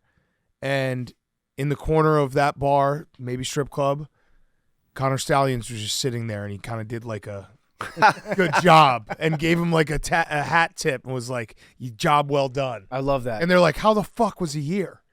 So he's everywhere. Everywhere, yeah. Yeah. Huey, as a Michigan man, what are your thoughts on Connor Stallion? He's a great man. I mean, just a hero to the community. I mean, I let him watch my kids if I had one. Okay. Okay, that's a ringing endorsement. That's huge. Would you watch your kids if you had one? I'd probably give it to him. Okay, yeah. All right, so there it is. So not only did he just win a takey, he won Huey's future child. Yeah, any good Michigan man should just volunteer their firstborn to Connor Stallions. Yes. It really is maybe my favorite college football story ever. It was incredible. Okay, great award. Next up, we have Gambler of the Year. Wow. Big one. A lot of Big good gamblers one. this year. So the nominees are Jonte Porter for getting suspended from the NBA, lifetime suspension. Yeah. For betting his own props and taking himself out of games. Yeah. He hit all his bets, right? Yeah, I think so. So he was a pretty good gambler. Yeah, he was a good gambler. He had a system. He almost went tout. Pro athletes just shouldn't be on Discord like that. Leave the Discord for the nerds. Yeah. Also, what was he doing on Discord? That he was in a He's gambling messaging, group, yeah. and that's like I think that's how it happened. They kind of like they had the receipts. Yeah, and they were probably the ones telling them like, "Yo, come out of the game. We got a way to make some money. Also, just don't get more than 4 rebounds." Right. Crazy for him to like. I feel like if you're a starter in the NBA and you did this, it'd be very hard to prove. When you're Jonte Porter, it's very easy to prove because he played such little minutes. And no one bets his props. And that was really where it was. Right. And then it's $100,000 on his prop in a random February game, and he's coming out with a fake shoulder injury. Yeah, every other player that is getting the minutes that he was getting would not take themselves out of the game for anything. Correct. It's like I need every minute. Correct. Give me every minute that I'm promised. And he was just like, no, my eye hurts. Yeah. Ow, my eye. Great excuse, by the way. Yeah. Great excuse. Shohei Ohtani, Gambler of the Year, alleged. Mm-hmm. Great work. Yes. Shohei's interpreter also up for Gambler of the Year, not alleged. Yeah, the forensic accountants came back and they said that the Ipe, right? Ipe. It was all Ipe. Shohei had no idea whatsoever. But I hope that at least on the winnings, on the bets that he did win, maybe Ipe broke him off a little something. Yeah, just cut him off a little something. Dave Portnoy is actually nominated for Gambler of the Year because he had his stretch where he won pretty much every single bet. Michigan, UConn, who else? He won Celtics. over $1 million Scotty 4 Scheffler. times. Yeah. All huge Insane. underdogs. Insane, yeah. I didn't have that conversation with him that it was like this is the year of the chalk and he became the hottest gambler, but that's, results are results. Results are you never give back a winner. You never do. Doesn't matter. Yeah, because when you lose, people let you know about it. Correct. So you have to let them know when you get one right. And you still got to put the money up. And he had the Oilers into that wasn't a chalk. He had them into Game 7. Yeah. We have all of the Lions. If you remember, it was basically the entire Lions secondary, Jameson Williams. They had to cut a couple guys. Now, I still think they got screwed because all they did was they didn't bet on the NFL. They just logged onto their gambling account while at the Lions facility. Mm-hmm. You got to have an IT guy who's better than that. Yeah, so the IT, it's supposed to be like geofence, right? Yeah. Like if you're an IT guy, you block those websites, those apps. Or you just pretend it never happened. On company property. Yeah. Well, I don't know. I think it was... the NFL has it? It was the NFL that had it. So all the Lions. Okay, so who do we have to present this award? So to present this award, we have our legend, our living legend, Stu Feiner. Yes. The winner of the 2024 TC Award for Best Gambler is Shohei Ohtani and his interpreter. Wow. Oh, Pepe. Listen, it's fucking Ashley Clinton. I fucking love you from Stu Feiner. Ready to roll, ready to roll, ready to roll. Okay. First of all, congratulations, Shohei and his interpreter, double award. What happened in that video? Why is he next to the loudest highway ever? And it looks like he's in the snow. How did he know to record It's this? rocks. I thought okay. it was snow too at first though, but I think it's just rocks. It's so I think what it is I think his son records a video every day. I know, and that was like muffled. I think his son is opening a restaurant, so he's like, "Oh, I might as well get promotion of this highway video." Yeah. In a restaurant that's not open? I don't know. I love Stu. I love Stu I don't think too. that's the name of the Oh restaurant. no, it's actually open. It is open. I don't think that's the name of the restaurant. It isn't? It's like Cork and something. No, I think his son is working in marketing for this restaurant. Got it. That's what I think it was. But he was like, got to go next to a highway. And so this is for I was marketing. hoping for the pool, for being honest. I know. I Yeah. really was too. God damn it. It's okay. The pool would have been great. Or fireworks. Fireworks would have been great as well. Or the mulch, if you did it on mulch day. Yeah. The fireworks video was all time. Can you just pull it up? We just play it for the people who are watching this. It's all time. It's also like the biggest firework ever. I don't really understand. Stu Feiner doesn't feel like someone who should be. Yeah, there it is. In 8 days, when I blow my load tonight, this is what it's going to look like. In 28 days. Look at that back pedal. Yeah, the back pedal. Great balance. 28 days without exploded. That's just a bomb. I don't think that's fireworks. I think Stu just built a bomb. Yeah, Stu also just being back in our lives come football season is just such a. It's great. I just need him back in my life. Okay, next up, PFT. Actually, why don't you do an ad and then we'll do the next award. Next up, we have an award coming right after this ad, as Big Cat said. And this show is brought to you by Shady Rays. I'm rocking my Shady Rays right now. Shady Rays are the official sunglasses sponsor of Pardon My Take. Get ready for the season with the official sunglasses brand of Barstool Sports at Shady Rays. Our friends have you covered with their newest, boldest, premium polarized shades. They're kicking off the most anticipated release of 2024 with a limited edition debut of their Rival collection. So the Rival is the single lens style. It's aggressive. It's Barstool Blue. It's got a premium stool and stars lens etch. And if you're looking for something more casual, the Classics are also getting the Barstool treatment. I'm rocking the Classic frame right now. The Barstool treatment features a blue frame with the stool and stars etched into it as well. Perfect for all day, everyday comfort and performance. They've got hundreds of options that you can choose from, so you're bound to find the perfect pair for your style. If you don't love your shades, exchange them for a new pair, or you can return them worry-free within 30 days. There's no risk with Shady Rays. Their team always has your back with personal and fast support. Head to shadyrays.com. Use code PMT for 35% off polarized sunglasses. Try for yourself the shades that are rated 5 stars by over 300,000 people. Okay, PFT, what do we have next? We carry on in the show. Yes. With an award for the Startup of the Year. Ooh. Startup of the Year. A lot of good startups this year.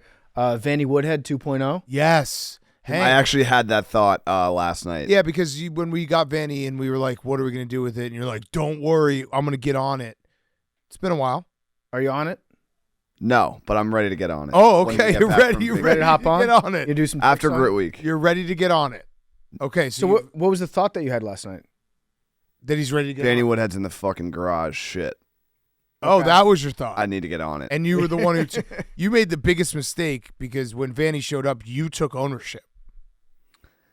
Did I? Yeah, you did. You said, we're going to do so many ad deals. We're going to do this. We're going to do that. And I said, great. Whatever you want to do, I'm in. Sounds like you got a plan. And you're like, yeah, I got a plan. Okay. I will have a plan, and I'm going to 2025. That thing will be on the road driving, souped up. At some point in 2025? By next spring, summer. Spring, summer. Are you talking Jaloon? When we do the 2025 takeys, will we be able to do some of it from Vanny Woodhead? Yes. I mean, we could do some right now. No, I should have phrased it differently. Some of it from Vanny Woodhead on the highway. Yes. Okay. This is just Hank's preemptive take of the year. Yeah, Vanny Woodhead, it's going to be ready to go. You don't believe in me, Max? No. I believe more in this than your dunking for sure. I'll give him that. I think that's a very fair thing to say. Yeah, I think because you can switch out parts on a car. It's way more likely You that can't this get new gets knees. done than the dunk. Yeah, Okay. for sure. But the fact that you're saying 2025 doesn't give me a lot of confidence. Well, no, I have. Because you're already We have to putting- get it fixed. No, it's like I have to find someone. Stop saying we. It's we. Whose car? Who owns it? No one. Oh. Literally, it doesn't. Well, that part exist. I'm not. You got to do the No, administrative shit. no. What? No. Wait, what did administrative? I don't. Absolutely not. You were the one that got it back here. I didn't. No, I didn't. I did not. I had nothing to do with it getting back here. Zero. The last I had to do with Vanny Woodhead was I was paying like hundreds of dollars in insurance, and I gave it to Billy. And I said, get it off my insurance and get it off the road and have it go to a chop shop. And he said, done. And then it came back to life because he just never did that. Shocker. And then everything from that moment, I have not had anything to do with. Where have I had anything to do with it? Why did it just spawn here? Why are you? I have no deflecting idea. this so much. I'm not. I just You took responsibility for Vanny. Fact or fiction? Fact-ish. I had said my goodbyes. Fact-ish. Okay, well, but I'm ready to now fully take full responsibility going forward. This is like and by 2025 it will be on the road driving. Memes you got to get. But you guys are gonna have to do stuff in it. You got to get the Adam Silver meme going. It's to Hubie.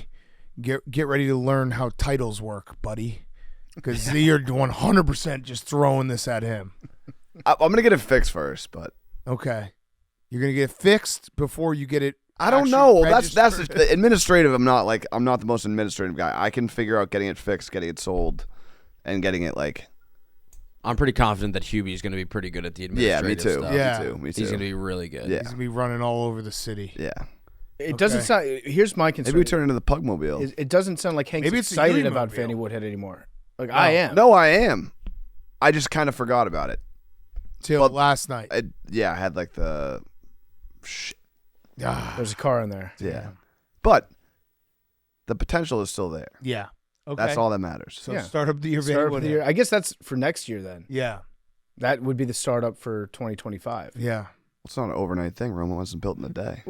Or months. Yeah, we got 5 months. How long did it take to build Rome? I don't know. No one really says that. I don't know. I don't really think about the Roman Empire. Yeah. But yeah, Hank, listen, you've had months already, but what concerns me is you immediately punted to 2025. Yeah. spring, summer-ish. I don't know how many construction projects you guys have been a part of, but it's not like something that you can just. You seen that van? You gave yourself a year deadline. 6 months. No, you said spring, summer-ish. Okay.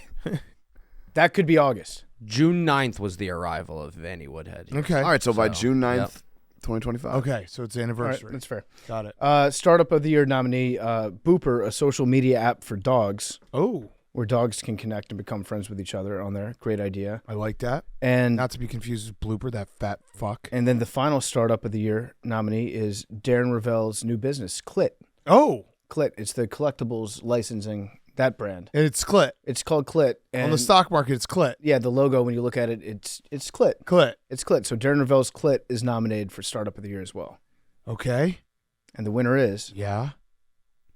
Darren Ravel's Clit. Yeah! Congratulations, Darren Ravel.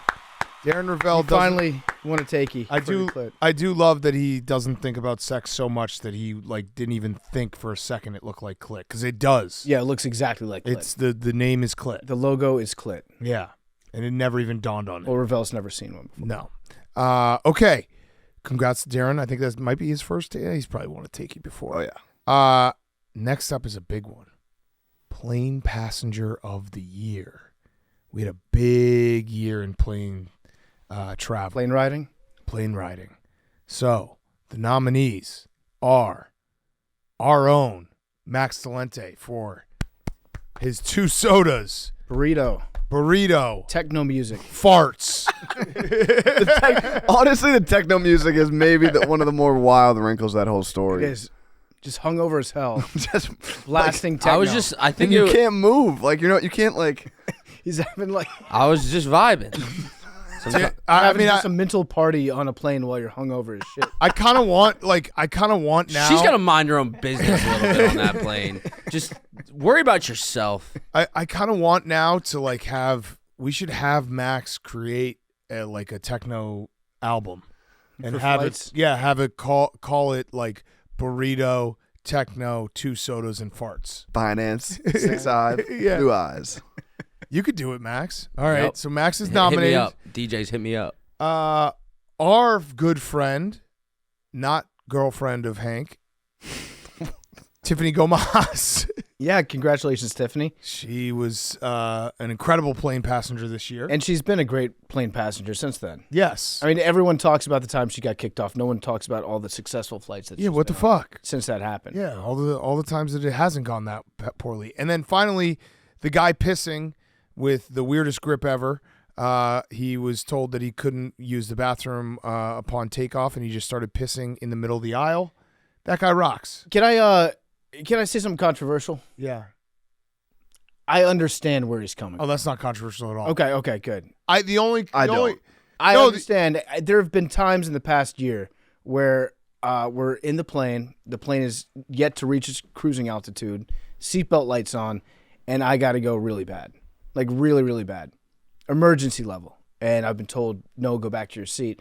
I did not pull my penis out and pee onto the aisle of the plane, but I'd be lying if the thought didn't occur to me to do that. Did you get up and then get told to sit down? Because I feel like if you really had to go, especially if he was in the first row, you can basically just look the other way from the flight attendant and just get in the bathroom. So and then when you come out, you're in trouble, but at least you've done it. If worst case scenario, that's only in an emergency situation, but you kind of have to if you really worst case emergency, you could make it happen. There was a flight without having to I know that whip it Hank out. was on this flight with me. I don't know if Big Cat or Max were, but I remember making eye contact with Hank on this flight, and we got delayed on the tarmac for 30 minutes. I got up after 20 because I'm like, I got to take a piss. So I get up and I get told no. They're like, go sit back down. We turn the seatbelt light on. We're about to take off. And so I'm like, okay, I guess I'll just listen to you. I turn around, go back to the seat, wait there. Another 20 minutes passes. Yep. And I get up again, and the flight attendant's like, please stop. And I was like, it's an emergency. I got to go. And so I just walked past her, went to the bathroom, peed, came out. Then 10 minutes later, we took off. But she was holding my piss hostage at that point. That should be included on the passenger's Bill of Rights. If you got to go, you got to go. Agreed. Yeah. The only mistake this gentleman made was I would have just pissed my pants and not gotten the felony. Yeah, the pissing your pants.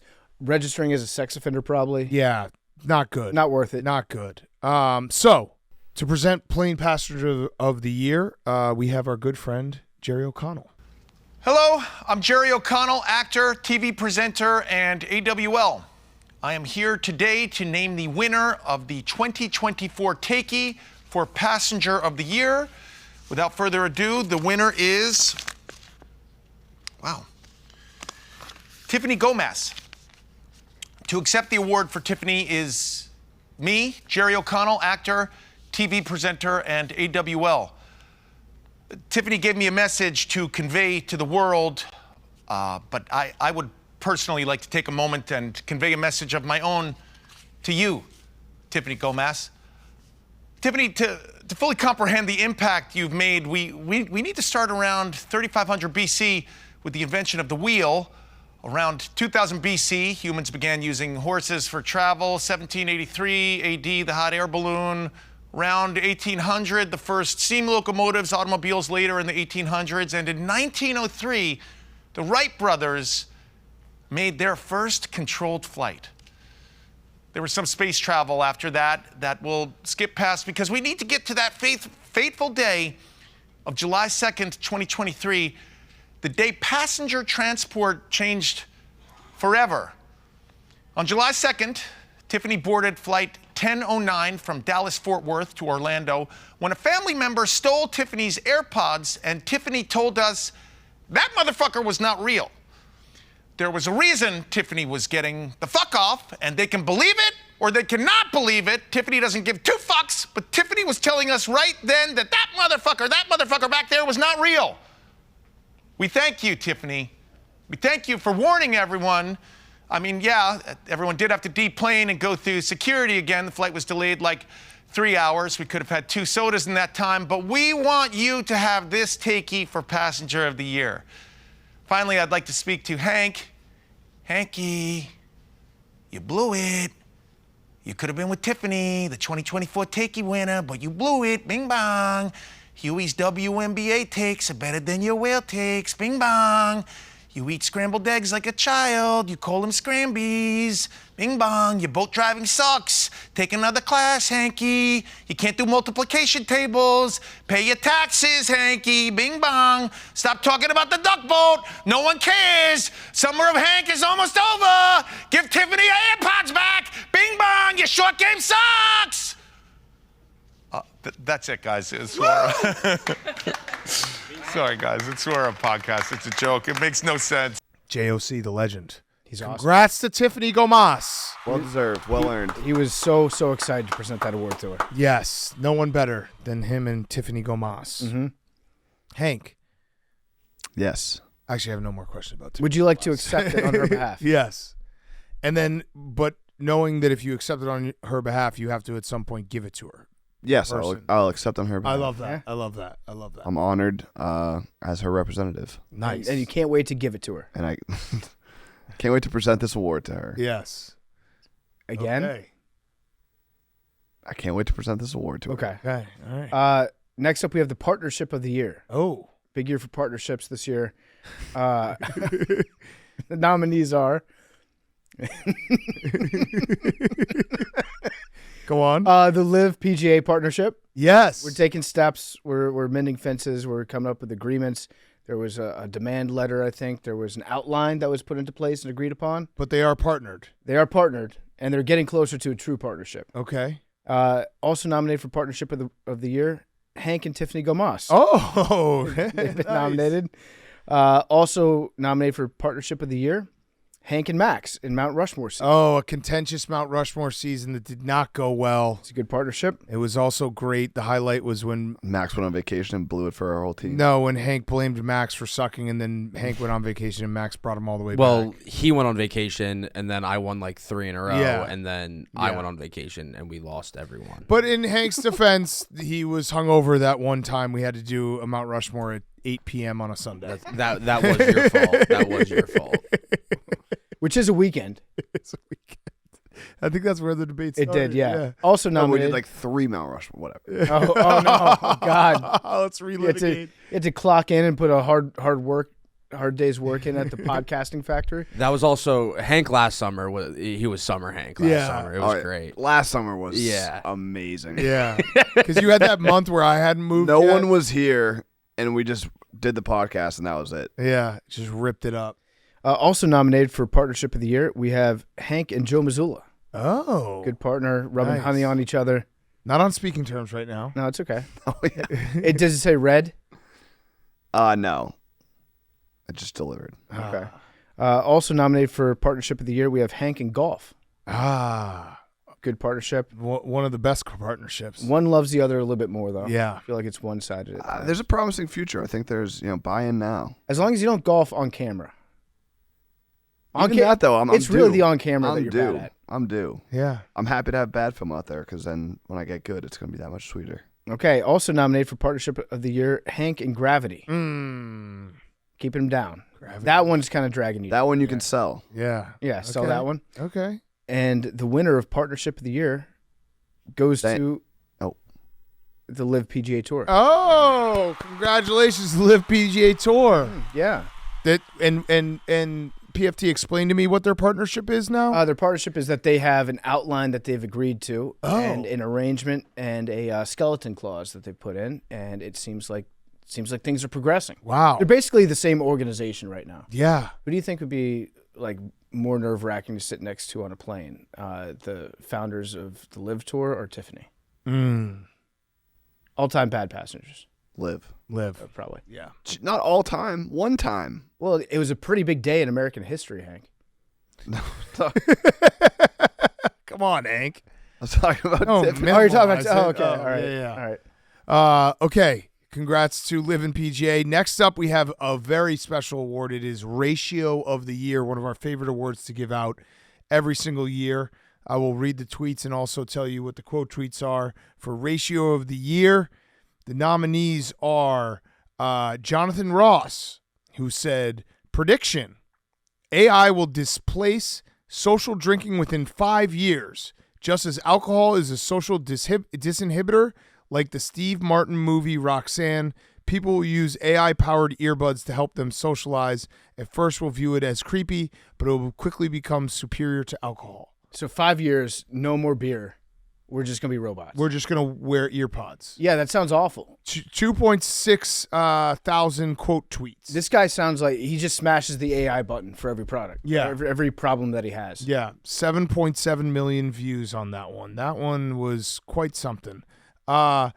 This one is just funny because it was a woman said, the flex I like to see, and it was a kid holding a sign that said, I read 1,000 books, 1,000 Books Club before kindergarten. So it's a 5-year-old. Yeah. Is that, I don't know. I'm not an expert on kids. Do they typically read before kindergarten? No, they don't know how to read before kindergarten. But the ratio is, so this person tweeted it. They had 67 million views, 5,000 quote tweets on it. And the best quote tweet was someone said, no footage, just a piece of paper. He a fraud like Wilt. Talking about Wilt Chamberlain. I love that. A great reply. Next up, we have the quote tweet of our coworkers winning a championship, the Boston Celtics fans in the office, who had, for the 18th time, the Boston Celtics are NBA champions, as everyone just shakes hands like they're coming off of the 18th hole. Act like you've been there before. 22 million views, 3.2 thousand quote tweets, and one of the best one is perfect example of why spoiled franchises across all sports don't deserve to win. I've celebrated first downs harder than this. Yeah, there were a lot of people saying, like, I've celebrated a touchdown for my backup running back in a fantasy league harder than this. Yeah. It does infuriate me looking at how much success Boston sports has had where this is how they celebrate a championship. Yeah. So that was quite something. This one is anonymous. It has 9.6 thousand quote tweets, 38 million views. It says, if Taylor Swift is going to be taking over our Sundays, I'm going to need to see a sex tape. These are my demands at Pardon My Take. Okay. I don't recognize who is is this in the guy? video. Yeah, I don't recognize it. He looks like a just keep terrible. moving on. Who's that guy? Credit to me for not deleting it. Yeah, you got to leave it up. Got to leave it up because if you take it down, then the terrorists will have won. Yeah, exactly. 38 million views. Last one. This one is from the Storyteller. She said, Keanu Reeves would totally shit himself if anyone actually tried to kill him, let alone thousands of evil hitmen. He's just a makeup-wearing salesman, and what he's selling are lies. Violence isn't sexy, death isn't easy, and karma won't get you. Keanu, try selling truth. Try selling truth, Keanu. Stop acting. Yeah. 16,000 quote tweets. That's pretty good. Hank, that kind of blew your mind. Did you 1,600, sorry. Did you not realize that Keanu Reeves was an actor? No, I mean, I can't believe that someone would come to that conclusion, or that's how they would feel after watching John Wick. Yeah. Yeah, sometimes. This isn't real. Yeah. It's a good reminder, just some people need to turn their brains off sometimes. Yes, that would be true. Mr. Connell taught me that. It's a movie. It is a movie. Yeah, fact. Actually, movies. The ratio of the year, we were going to give it to the Celtics fans, but I'm looking at these numbers. Do I have to take it? I had 10,000 quote tweets. That's a lot of quote tweets.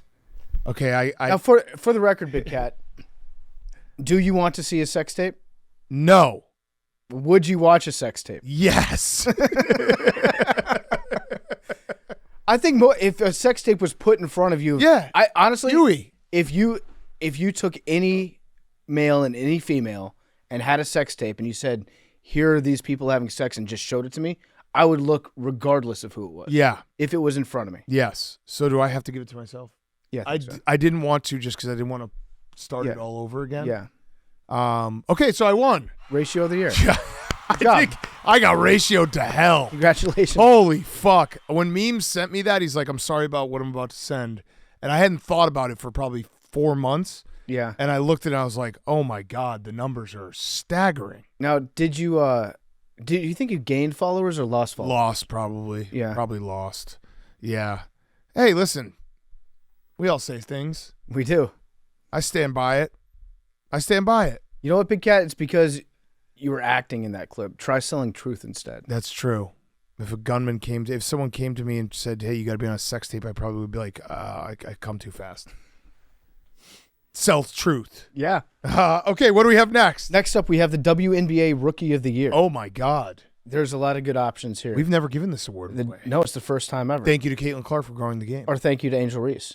Or thank you to whoever. Or thank you to Cameron Brink. Oh. Those are the nominees. Oh. Caitlin Clark, Angel Reese, people watch the WNBA for her too, and Cameron Brink are the nominees. And the winner of the WNBA Rookie of the Year award is Cameron Brink. Wow. Cameron Brink, I think she has grown the game. And Huey, you're a WNBA expert. How has Cameron Brink been playing? She's hurt. Oh. Yeah, but like only day to day? But think about this. Rest of the season. Oh, rest of the season? But think about this. But the Big Cat. first few games she had. Incredible. Ratings are so high right now. And that's with Cameron Brink injured. Imagine what they're going to be when she comes back. That's true. And the fits she's been getting off. I did also like the memes that went out about Cameron Brink. Those were funny. People were finding all kinds of pictures of small men and large women. You guys know what I'm talking about. What was the impressive part of her season? She was on fire to start. Yeah, she was just a very good rookie. Very similar to Angel Reese in her type, how she played and her numbers. A little bit better shooter. She was great at Stanford. Well, I also think I think she made the Olympic team before Caitlin Clark did. Yeah. It was the 3-on-3 team. Yeah. Yeah, that's a fact. She should be representing this country right now. All right, Cameron Brink is our WNBA Rookie of the Year. Congratulations to her. Yes. How tall is she? She's like 6'2". How tall is she? 6'4". 6'4". Yeah, she's a forward. Yeah. Oh, man. And how tall is her guy? I don't know, actually. Good question. Yeah. How tall are you, Huey? 6 on the dot. Oh. On the dot. Good for you. Yeah. Is that, wait, when you say 6 on the dot, you can't actually be 6 without on the shoes, 6.01. I don't. We Okay. can test it. All right, We'll all right, measure all it. right, all right. I'm up for debate. All right. Okay. Back to back. Back to back. All right.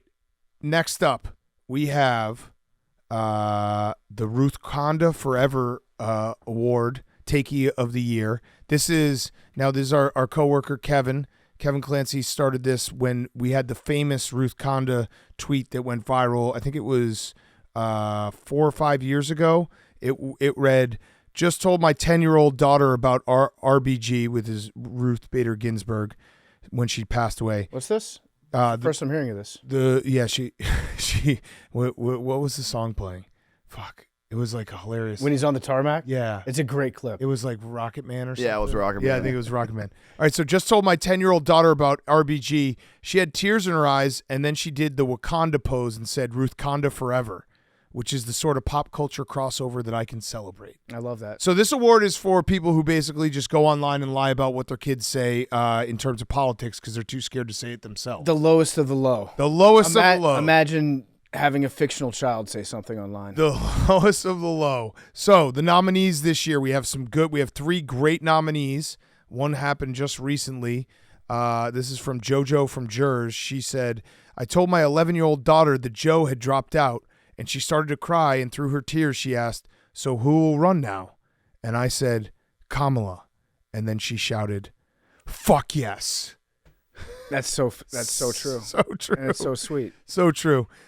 She's one of those Twitter accounts that she has to be online all the time. She has to have notifications set up for every tweet, no matter what like part of the news ecosystem it comes from. Yeah. If it's politics, sports, weather, she's always like the first reply to. Yes. Wild move. Yes. The next is from Ellie NYC. She said, or he, I don't know, Ellie, she? 1L? Ellie? ELIE. Ellie Schmidt. Yeah. My kid just said it's sad to watch a pack of lies beat a good person just because the good person can't speak. Talking about Joe Biden versus Donald Trump in their debate. That's a fair point. Like, you can't lie if you can't talk. Yeah. And Ellie replied, I literally just gave him a hug and said that debates don't matter. Turns out debates do matter. They do a lot. They matter a lot. It's kind of where you talk about all fell apart. Yeah. Yeah. Okay, so and then the last one is from Rebecca Hazelton. She said, everyone dies one day, everyone, even wolves, but not books, not words. Words don't die. My son, 3, who is a lot smarter than I am. Words don't die. I have a 3-year-old. I don't think 3-year-olds know what death is. A 3-year-old's never constructed this type of sentence. Yeah. Like, let alone the death part, the sentence. Yeah, no, 3-year-old. My son started talking to me about death around 4.5. My 3-year-old has no idea. But again, let me read it. This is from a 3-year-old. Everyone dies one day. Everyone. Everyone. Everyone. Yeah, let me do it in a kid's voice. Everyone dies one day. Everyone. Even wolves. But not books. Not woods. Woods don't die. What the fuck? Why did this is bad parenting? Why did you teach your 3-year-old that wolves die? Seriously. And that everyone dies. Yeah, I don't want to know that when I'm 3. No. Hell no. Okay, so Ruthkwanda Forever, which is I'm happy we added this category. Shout out Kevin. And the winner is for the Ruthkwanda Forever Takey Award. It's Rebecca Hazelton. Everyone dies one day. Everyone. Even wolves, but not books, not words. Words don't die. My son, 3, who is a lot smarter than I am. Wolves die. Wolves die. But not words. We taped the takeys over 2 days, so a little out of order at points. And I tried to coach my 3-year-old to say this whole thing, and I sent you guys a video, and she got the last sentence, and it wasn't even correct. Yeah, it was like So I think she said words. Yeah, words. So it proves yet again that this is the most bullshit thing ever. I was saying the words to her, feeding her lines, and she couldn't get it. If you do have a child though that is that eloquent, what a content goldmine that would be. Yeah, seriously. You can just retire right now. Yeah. Quick break from the takeys. Talk about our friends at Factor Meals. I have been a Factor Meal guy for a very long time. Actually, before Factor Meals came on as a advertiser, I got them because they're the best. You can change your menu every single week. They send you fresh meals. You put them in your refrigerator, then you pop them out. Put them in the microwave for 3 minutes, and boom, you're ready to go. You get your shipment every single week. It's super easy. They're factor fresh, never frozen meals, are dietitian approved and ready to go in just 2 minutes. So no matter how busy you are, you'll always have time to enjoy nutritious, great tasting meals. Kids love them too. With 35 different meals, and more than 60 add-ons to choose from. Every week, you'll always have new flavors to explore. You can get dinners, you can get lunches, you can get breakfasts, you can get everything. Crush your wellness goals this month with dietitian-approved meals and ingredients that you can trust. Treat yourself to restaurant-quality meals that feature premium ingredients like filet mignon, shrimp, and blackened salmon. Head to factormeals.com/PMT50 and use code PMT50 to get 50% off your first box, plus 20% off your next month. That's code PMT50 at factormeals.com/PMT to get 50% off your first box, plus 20% off your next month while your subscription is active. Okay, let's get back to the take. The 20th award that we're giving out this year is for the 17th best quarterback of the year. Whoa. First annual. I think we're going to repeat this next year. Yes. It seems like a good category. Yes. The 2024 Takey nominees for 17th best quarterback of the year are Kirk Cousins. Oh, could Kirk win this? 17th best quarterback? That's a little just low past for half. Kirk. Yeah. Yeah. Deshaun Watson. Oh. He might have been worse than that, actually. Yeah. He was. I think we had him in the 20s. Okay. Gardner Minshew. That feels about right. Yep. For Gardner. Yep. I feel like he could win this. Geno Smith. And Dak Prescott. Okay. And the winner of the first annual 17th best quarterback of the year award is Dak Prescott. Wow. Congrats, Dak. Congrats. Now, we didn't do this award just so that we could put it on a logo and post it, did we? No, we grinded through hours and hours of tape. We watched every throw that he made going back to Mississippi State. We watched everything about Dak Prescott. Yes. And we put in together a spreadsheet and a proprietary algorithm, and it spat this out. So Dak is officially the 17th best quarterback in the NFL. Wow, incredible. Of and the it's year. now it's cemented because once you win a takey, it's cemented forever. Mm-hmm. That is what you are. Okay, we got a few left. We're rounding it out. We still got Blake of the Year left. We still got podcast listeners of the year left. But next up, we have the best 4-win team of the year. Now, you might be saying, what the hell, 4-win teams? But guess what? 4-win teams are usually the teams that are next up. There were some great 4-win teams They're this year. building something. First up, the New England Patriots, who went 4-13. Huge season for your boys. Enormous. Start of the championship DVD, right, Hank? Yep. Was Drake May, draft night. Also up, the Washington Commanders, Yeah. 4-13. Yeah, now I got to give credit to Hank. His 4-win team was better. We drafted before them, so we got Jaden Daniels. That's true. Yeah. Did you see the Giants clip No. from Hard Knocks? No. The GM asked his son, he said, you got to get Jaden Daniels. If you want to win, you got to take a shot. Wow. Yeah. And then he said, Ruthkwanda forever. He said, books don't matter. No, books matter. The Colorado Buffaloes, 4-8. Yeah, what a great start. Incredible season. Deion was college football. Yeah. And then finally, the Arizona Cardinals are up for the 4-win team of the year with their 4-13 record. So they were better than the Patriots because you drafted before the Cardinals, right? Mm-hmm. Yeah, so they might, according to my metrics here, they're the best 4-win team in the NFL. Yeah, that's facts. Yeah. Okay, drum roll. And the winner for best 4-win team of the year goes to the Colorado Buffaloes. Congrats, Colorado. Incredible. I know the ESPYs probably ignored the Colorado Buffaloes, but not here, not on Pardon My Take. We're giving it to them, the best 4-win team of the year. ESPN doesn't pay any attention to Colorado football. Finally, they're getting it's shine. Disgusting. Yep. Finally, they're getting some shine. We also fucked up when we did the Mount Rushmore of animals that you'd like to be. Yep. Because if we're taking animal mascots, I feel like Ralphie should be right at the top. Yeah, Ralphie's got a great gig. Ralphie lives on a farm outside Boulder. They bring her onto the field. Mm-hmm. She runs, and they don't really tell her where to go. They're just like, we're bringing this buffalo out onto the field. Yeah. And let's just let the chips fall where they may. Yeah. Ralphie's the best. Okay. What do we got next? Okay. Up next, we have the buyout of the year. Ooh, good one. A lot of good buyouts in 2023, 2024. Mm-hmm. First nominee is Russell Westbrook. Yeah, the buyout king. Russell Westbrook. 2 in a row in Utah. He's put together a mini dynasty of buyouts. Hasn't played a single second of basketball, practiced with the team even, but he's getting paid. Yeah. Next up, we have Monty Williams. Monty Williams, former Sun. Double buyout. former Piston. Yeah. Back to back.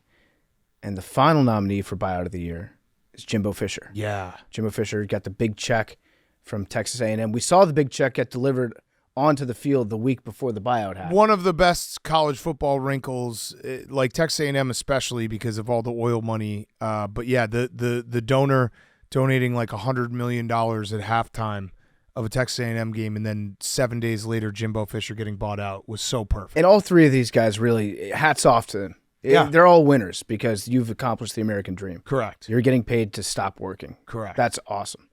The winner of the 2024 Buyout of the Year Takey is Jimbo Fisher. Wow. Texas A&M. The price of oil and gas went up. They were able to afford it. Got him out of town. Now he's just going to go fishing for a while. What was his buyout again? Shit, what was it? Jimbo Fisher's buyout. It was so awesome. I want to say he got like $70 million. It's also so funny because when you get a buyout, $75 million, when you get a buyout like that, you get a bunch of people, $77 million. You get a bunch of people who don't follow college football that like fly in from the crowd and being like, they can't fire him. The buyout's too big. It's like, no. Listen, there's no buyout too big. When you're the only game in town, if you're especially at a big state school that's in a small town, that's where all the money goes. Yes. So they will figure out a way to at least be. Now, this is actually a sweet spot for schools. Like we always say Penn State, but I also feel like A&M could sneak into a college football playoff too. Yeah. This is a good spot for them. Yeah, that is. Move. It is. Okay. Next up, Max, get off of my Taylor Swift tweet. You're going to accidentally retweet it. I know that's what you're going to do. It's up to 40 million views. Get off of it. You just retweeted it? Come on, dude. You fucking asshole. It is funny, though. It was accident. I also don't want to look at my fat face. Max, you do have just like a ace in the hole at all times. You just retweet it every day. I won't delete it. I'll never delete it. Okay, let's get to our next award. Cant Win the Big One of the Year. A lot of athletes can't win the big one. A lot of big ones out there that can't be won. Yeah, so we had Connor McDavid. Can't win the big one. Can't do it. Can't win the big one. Almost did. People say he's the best, but he can't win the big one. He won 3 out of 7 of the big ones. Yeah. Caitlin Clark. Can't win the big one. Can't win the big one. Cannot win the big one. College. Choke. WNBA probably. Can't win the big one. Olympics, no gold medal for her. Nope. Rory McIlroy. Can't win the big one. Can't win the big one. I don't think he's ever going to win a major. I don't think so He's either. going to be one of those guys that you look back on and you're like, Colin Montgomery. What could have been? Can't win a major. Yeah. Sergio Garcia can't win a major. Can't do it. Lamar Jackson. Can't win the big one. Can't win. He's got a lot of number 2. They were favored at home. Perfect setup. Number 1 seed. Incredible season. Can't win the big one. Run the football. Max in the lottery ball. Max is never going to get this lottery ball. He's never going to get the lottery ball. It's so funny watching Max just not get the lottery ball ever. He can't win the big one. The good thing is that I can win the big one with my sports teams. Actually, Joel Embiid's the next nominee. Can't win the big one. Yep. Mm-hmm. And he can't even win the small one. He can't win the big one before the big one. He can't win one. He actually can't win the big one before the big one before the big one. He's never won one that was like above average size. Yeah. Can't win it. Max can say, gold medal. That would actually be really funny if USA finished second. Now I'm rooting for it. Shit. It would be. But now I'm rooting for it. Damn it. But that would be everyone. I guess. But it would be actually, that was about stupid. you. There's no way that the Bulls or the Wizards would have anyone. It on would Team be USA. about you, buddy. That's actually a fair statement. Yeah. That's a fair point. Yeah. But it would be about you. But it's also a big loser move to be like, well, if I don't win an NBA championship, at least I've got a gold medal. Yeah, Carmelo Anthony. Yeah. Friend of the program, Carmelo Anthony. Friend of the program. We like Carmelo Anthony. Aura. Okay. And we have a very special guest presenting this award. Oh, hey guys. Whit here. Ryan Whitney. I think the number 1 reoccurring guest on the number 1 sports podcast in the world, Pardon My Take. And I'm here to present to you for the 2024 Takeys Award, the award of Can't Win the Big One. Nominees: Caitlin Clark, Rory McIlroy, Connor McDavid, don't like him being a part of it, go Oilers, Joel Embiid, who else we got? Lamar of the Baltimore Ravens, and Max with a lottery ball. And the award goes to Caitlin Clark, Crimea River, Portnoy. Caitlin Clark can't win the big one of the year. Wow, Caitlin Clark. Thank you, Ryan. Incredible. Thank you, Appreciate Ryan. that. Yeah, I thought that this was going to be Connor McDavid. I thought that it was going to be Connor McDavid right up until Ryan Whitney said he would not announce the award saying it was Connor McDavid. Yeah, but I think that, Caitlin Clark is a great choice if you had to replace Connor McDavid with somebody. Yes, exactly. Hypothetically. Exactly. If maybe, you know what it is? This might be kind of mean. Whitney, he never won the big one. Oh. You think he's got... His team did. You think he's got can't win the big one sensitivity? Yeah, he might. So that probably is where that's from. Yeah, oops, our bad. Our Sorry, Ryan. Our That just occurred to me right now. Yeah. Okay, next up we have a new award, Sexiest NFL Fan of the Year. Ooh. Yeah. All right. We had some sexy fans. Speaking of, Taylor Swift is nominated for Sexiest NFL Fan of the Year. For her brain. For her brain. We also have our good friend Stavi, who had an incredible run with the Ravens that fell short, but Ronnie. he was part of the team and everything that went into it, so it was pretty cool. We have Sprinkles, Detroit Don and Superfans seatmate that came back for a playoff game. What does she get dressed up as? Is she a clown? I would make that imagine up? there's got to be some kind of... I thought she was a cupcake. She might be a cupcake. Oh, a cupcake. Okay. Yeah. That's sexy. Sprinkles, okay. Sprinkles is nominated, and Jake Browning's girlfriend nominated again. She was great. Joe's box. Yeah. Okay, so we have a very special guest presenter for this award, and let's kick it to him. What's up, everybody? It's your boy Stavi. I hopped out straight out of the pool because I'm getting my Michael Phelps on this summer, and I'm here to announce the 2024 Takey for the hottest, sexiest NFL fan, and that is, the winner is none other than me, you fucking idiots. That's right. Take that, T Swifty. Jake Browning's girlfriend. Bam! I will never lose to anyone connected to the Cincinnati Bengals. Jake Browning, you can lick my Stavros Brown eye. The only competitor I have respect for is Sprinkles. You were a worthy adversary, and you deserve this just as much as I do.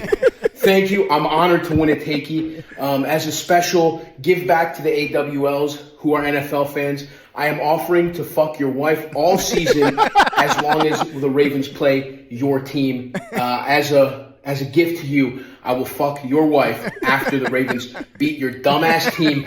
On our way to the fucking Super Bowl, baby. Let's go. What's up? Nice job, Stavi. Mustache is looking good, too. Look at that. Oh, looks so good. He looks kind of like the Natty Bo logo. Oh, man. So Sprinkles got a little shout out there. We're the adversary. Yeah, so Stavi, he won the award that he was nominated for and presented. That's pretty good. Yeah. Pretty good year for Stavi. Great year for Stavi. All right. Rounding it out, we got a few more. We do. We have a special category here.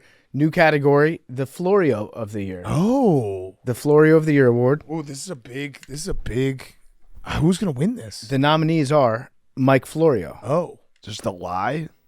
Just the biggest lie? Whoa. What is, I thought you guys made your piece. Hank. I'm just trying to get context. Memes, can you explain Florio of the Year award? Someone who just kind of over exaggerates stories and lies. Kind of lies. Okay. Lies a little bit. What was the thing that he got so upset about, Florio, when sites made up things for? Oh, he got upset about the Archie Manning story. Yeah. Where it was like some websites out there are just generating these inflammatory headlines for clicks. Yeah. That was a great one. Yeah. But yeah, Hank, it's disappointing because you and Mike made your piece publicly. No, we have. We're good. I was just curious what that meant. You just called him a liar, though. I asked, does it mean lies? But it doesn't. Okay. The Florio of the Year nominees are Mike Florio, Diana Rossini, Matt Miller, Dan Graziano. Wow. A lot of Italians on this list. Memes. Seems like you got to type. And the winner of the Florio of the Year award for 2024 is Mike Florio. Wow. Mike Florio defending the crown. It's all about the family. Memes, will you want to accept this award on behalf of Mike Florio? Yeah, I would love to. Okay. Dan Graziano came in as a late Florio, but I managed to beat him out with just all-time lies on the Part of My Take podcast. Went on an all-time rant, but I'll be back next year to win it. Okay. How many of these nominees had a story about the New York Jets? All 4 of them. Who came up with the nominee list? I came up with 3 out of 4. Which one did you not? Florio was just automatically in. Okay. So you came up with all 4. Yeah. I like this category though. It's like who can unseat Florio. Yeah. It's like King of the Hill. Yeah. Who's the Florio of the year? We'll be watching for next year. All right. Next up, we have Coach of the Year. Big year in sports. We had some incredible championship runs. Someone's got to win Coach of the Year. The nominees are Joe Mazzulla from the Boston Celtics. Mm-hmm. Great coach. Yeah. What? Oh, Hank, he's so tired of winning. He just doesn't even. No, I've shown more excitement when I got passed in the fantasy. I mean, it's a nomination, and we'll talk when he wins. Okay. JJ Redick, Los Great Angeles coach. Lakers coach. Great coach. We have Jim Harbaugh, won national title, got hired for the Chargers, our guy, football guy through and through. And then Andy Reid with his 3rd Super Bowl, getting close to that. Is he the GOAT? Yeah. I mean, it's going to be tough to beat Andy. Yeah. Andy is in the GOAT conversation. It's halfway there. Yeah. Well, Current coaches. Yeah, he's really, really good, and he's got a great quarterback. Yeah. He's coaching his balls off. Is. All right. We have a special guest presenter for this award. I've not seen this video, so let's all watch it together. Boys, it is my honor and privilege to announce the 2024 Takeys Coach of the Year, one of my dearest friends. And this is an insanely proud moment for me because this man is like a brother to me. JJ Redick. Fuck you, Max. I know you're sick hearing that name. Fuck you. Congratulations, JJ. You have earned this award. You deserve this award just like everything else in your life. Take the Lakers all the way. Listen to me. Look at me. Take the Lakers all the way because you got a lot of haters out there, a lot of naysayers. Max being one of them. And hey, Max, what are you going to do when the Lakers run wild on your candy asses out there in Philly? Congratulations, bro. Again, you deserve this. Cherish this moment. And I'll see you at Christmas, man. Fuck you, Max. All right. That's congrats to JJ. Max does hate JJ. Incredible. Yeah. Yep. Incredible. Yes. He fucking despises JJ Redick. Oh, that's funny. Okay. We got 3 left. We do. Should we add one? We didn't do our play of the year. Oh. The ESPYs had they gave it to Lamar. Okay. Right? Do you guys have a play of the year? I have a play of the year. Travis Kelce throwing the lateral to Kadarius Toney that was called back on the flag. Yep. And Travis and Andy were saying it's sad because that won't be included in Canton one day. Yep. Well, we're memorializing it right now. Okay. My play of the year is Summer League when Bronny took it coast to coast and he bricked a 10-footer. That's a good one. Yeah. Hank? Probably. I have one. You have another one? Well, if Hank couldn't think of one, I had one for him. Probably had to be in the Copa. Oh, yeah. That game winner. Which team? Argentina. Nice. Mm-hmm. Nice. Which yeah. game? Who are they playing? The semis. I'm blanking on who they were playing, but the Who semifinal scored? win was incredible. Portugal. Who scored? Portugal. When they beat Yeah. Portugal. Do you remember who scored? Yeah. Hamas? Okay.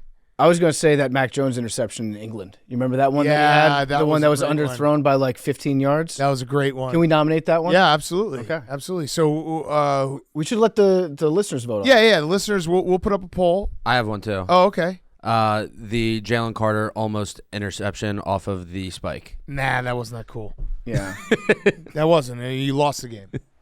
But it was cool. Yeah, no, it wasn't cool. All right, so we'll let the listeners vote. They have 4 to vote on, so it'll be given out after the listeners vote. All right, so the last 3 awards. PFT, you got one of them? Yeah, this is the Preemptive Take of the Year award. So this is where we try to get out ahead of the story. Yeah. And call something way in the future. Yes. And I'm excited to see what you guys have because we don't know what each other's preemptive takes are. Yeah. So how do we want to start this? Who wants to start? Why don't we start with memes, and we'll go around and we'll end with Hank. Memes, your preemptive take of the year. All right. The 76ers will implode with Paul George. Okay. And Joel Embiid will force himself to the Knicks. Wow. Okay. Wow. I mean, that would be crazy if true. Okay. The Max? 76ers will succeed with Paul George. Okay. And Joel Embiid will win an Eastern Conference Finals MVP. Whoa. In a losing effort? In a winning effort. Oh, okay. We're not ready to say NBA. So wait. So that's your dream? What was your wildest That's not our dream. That's our. In that's, your wildest imagination. This isn't dream of the year. This is take of the year. What's dream of the year? In your wildest take, the Sixers still lose in the finals. Correct. That's not what I said. You come in second place. That's not what I said. He could win both. But I said that he will win the Eastern Conference Finals MVP. I personally, if I thought they were going to win the whole thing, I would have started there. Yeah. That's your Who that could be your cares about take. The Eastern Conference Finals MVP. Yeah. Who does? That's my take. Okay. Huey. The WNBA. Okay. The finals of the WNBA specifically will have more ratings. Will have the third most ratings in the fall. Wait, more ratings or third most? Third most in the fall, the season of fall. So behind college football and the NFL, okay, there needs to be a third place. And Got it. WNBA finals will surpass the NBA opening, will surpass the NHL, and it'll be the third most watched sport. World Series? World Series. It'll battle the World Series, and it will be three. Okay. I like that. Yeah. Who do you have in the Spicy finals? Take. The Vegas Aces, obviously, Mrs. Plum and Mrs. Wilson, and the other side's up in the air yet. Okay. Okay. Up in the air yet. I've noticed Huey adds words that don't need to be there. That's okay. And I love it. We need to up the word count of each podcast. We get paid by the word. Up in the air yet. Yet doesn't need to be in there. Mm-hmm. he just it's like almost like he knows he's done talking, but he's like, let me just get one more in there. I fucking love it. All right, Shane, you got one? You got one, Shane? What, take? Preemptive take. Am I rolling? Yeah. Gus Edwards will lead the NFL in rushing touchdowns. Okay. Okay. What team does he play for? He's on the Chargers. Oh, interesting. And what's on your shirt right now? Also Rookie of the Year. What's on your shirt right now? Offense. What's your shirt say? What is your shirt? Your shirt. I can't. Oh, is it Chargers shirt? Mm-hmm. Oh, it's a Junior Seau. Okay, all right, got it. His nicest outfit. Okay. All right, boys. My preemptive take of the year is that Taylor Swift and Travis are going to get engaged. Oh. And then she's going to put out a terrible album. Oh. Because she's happy and she doesn't have any boyfriends to complain about. And then all her fans are going to start to hate her because her music sucks because she's happy with her personal life. Wow. How about I like that? it. I like it. Okay, my preemptive take of the year. I believe Henry Lockwood is going to dunk. Let's go. Not. You got nodded. I can't believe you fell for that. I believe. Okay, that's my preemptive take. Henry Lockwood's going to dunk. Not. That's improper English. Is it? There's a comma in there. Dunk not. Dunk not. No, I think you're going to be able to dunk. I really do. I actually do. I do too. Psych. Hank? My preemptive Are you take. high right now, Hank? No. How high? I should rephrase that. How high? 0% high. I believe you're going to be able to dunk, Hank. I just don't want to say thank you because I said thank you. I got nodded. What type of knot? What type of knot was that, PFT? Doesn't matter. I believe you're going to be able to dunk. Thank you. Psych! Yeah. That's fine. No, I actually do. I actually 100% believe you're going to dunk. Because you've been working out a lot. You've been training a lot. Thanks. Gotcha. All right, what's your preemptive take? But it wouldn't be the most shocking thing if you did. No. I think we're going to. It's opposite day. Yeah. Okay, Hank, what's your preemptive take?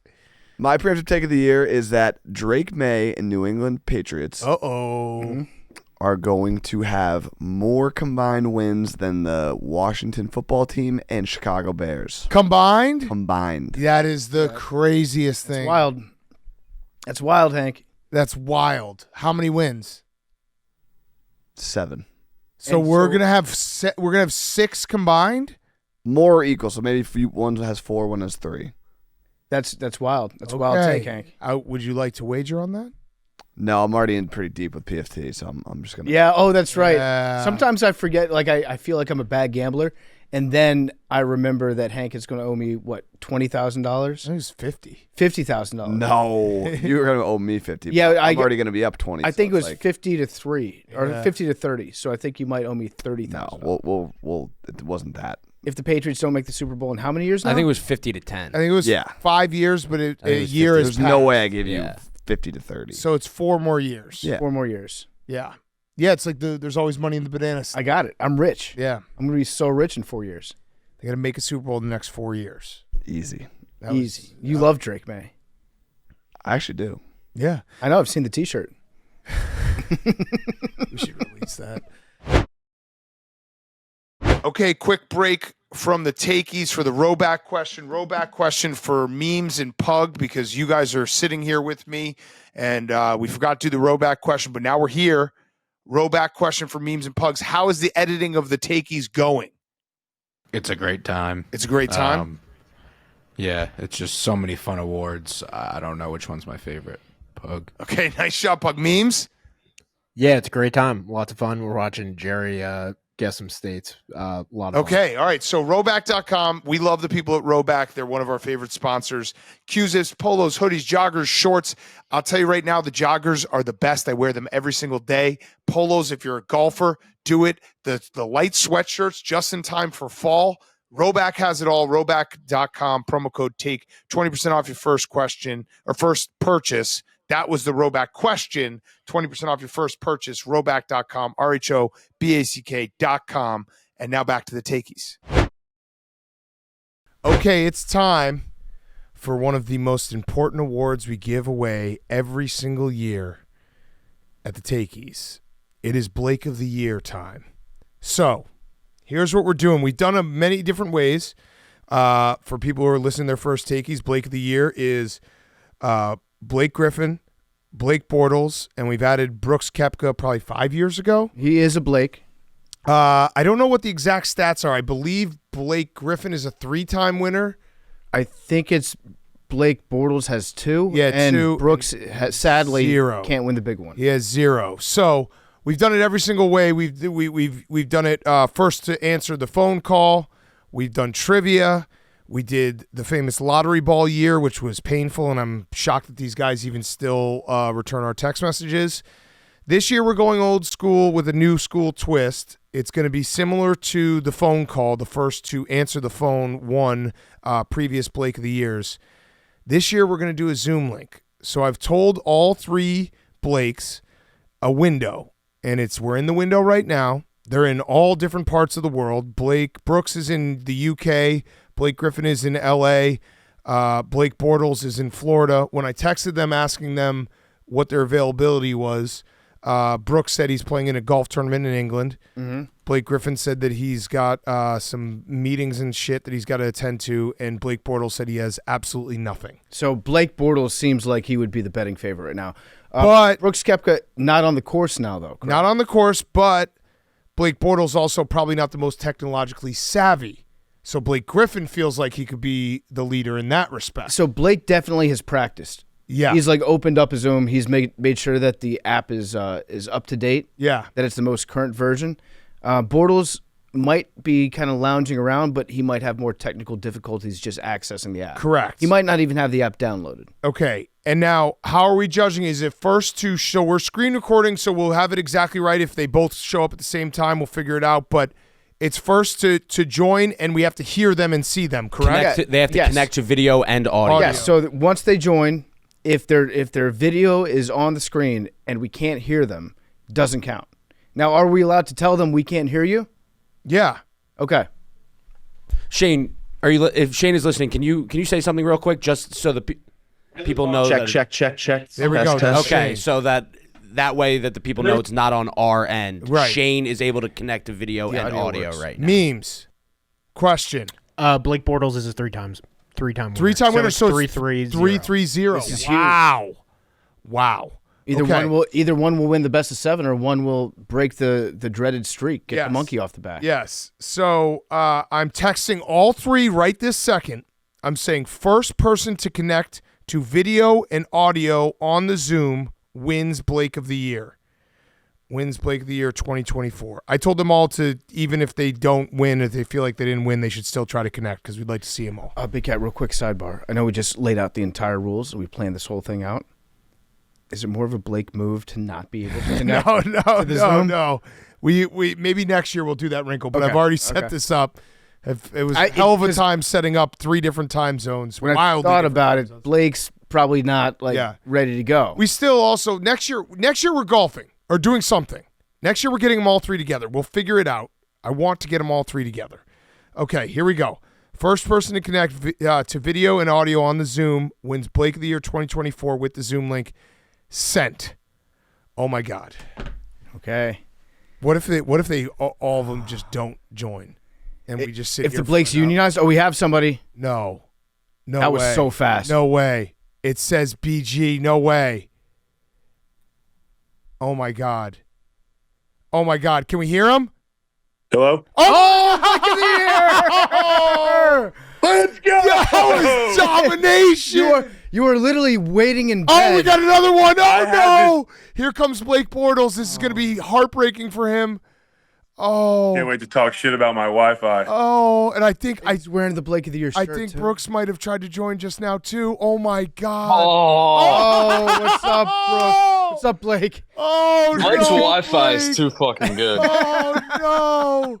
And now I'm not gonna lie, boys. I had my my Wi-Fi guy come out this morning. We took the restrictor plate off this bad boy.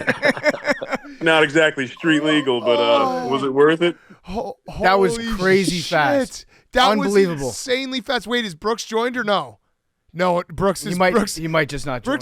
Brooks is just the bad luck guy for every single year. Blake, Bortles, we got some beef to settle, man. You're out on the street saying I'm cheating out here. Oh, Dude, it's these restrictor plates in your Wi-Fi.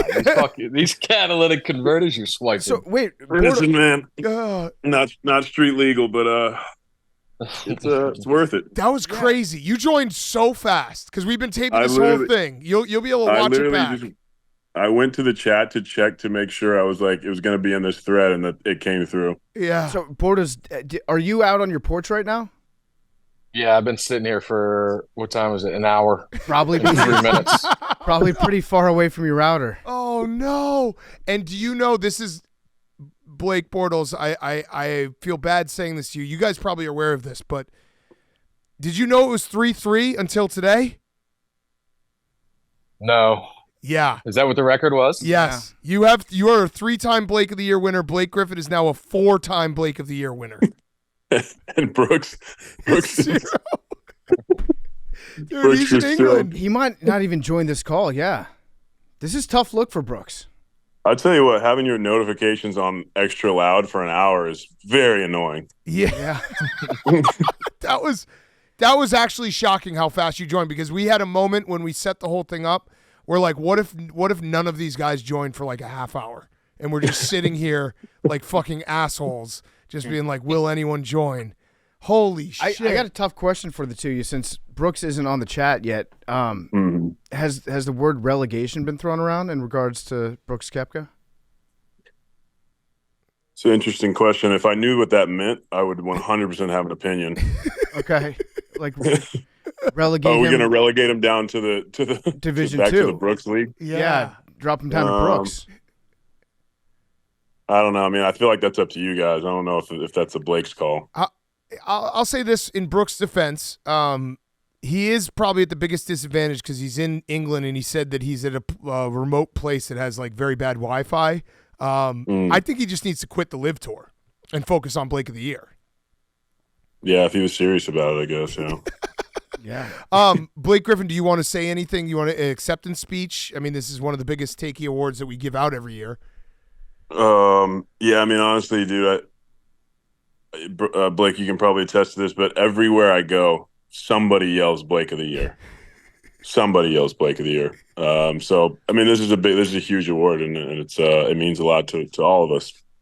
Some of us, it means a little bit more. I guess Brooks doesn't really care, but you know what? I'm just happy to take it home this year. Great competition all around. Yeah. Yeah, and I feel like this is a dynasty for you too. Yeah. Yeah, now I get to do the Klay Thompson thing all the time and hold up 4. Yeah. Yeah. Are you bad for Blake's? Are you so good at Blake of the Year? It might be bad for Blake's. Wait, who won last year? Bortles did. Oh yeah. So there's parity in this league still. Is it over? Was it best of 7? Please, God. We're just gonna keep going. So, Blake Bortles, what do you? I mean, I said beforehand, before we sent out the Zoom link, that the text messages when I sent you guys setting this all up was very funny because Brooks was like, "I'm playing in a golf tournament," and Blake Griffin was like, "I have some things going on," and you're like, "I literally have nothing." So what is you gonna do to change in this offseason? Because I mean, you just have to give up the award, and now you have a whole year to think about it. Yeah, and it's especially a tough look when I had nothing going on, and I couldn't have joined.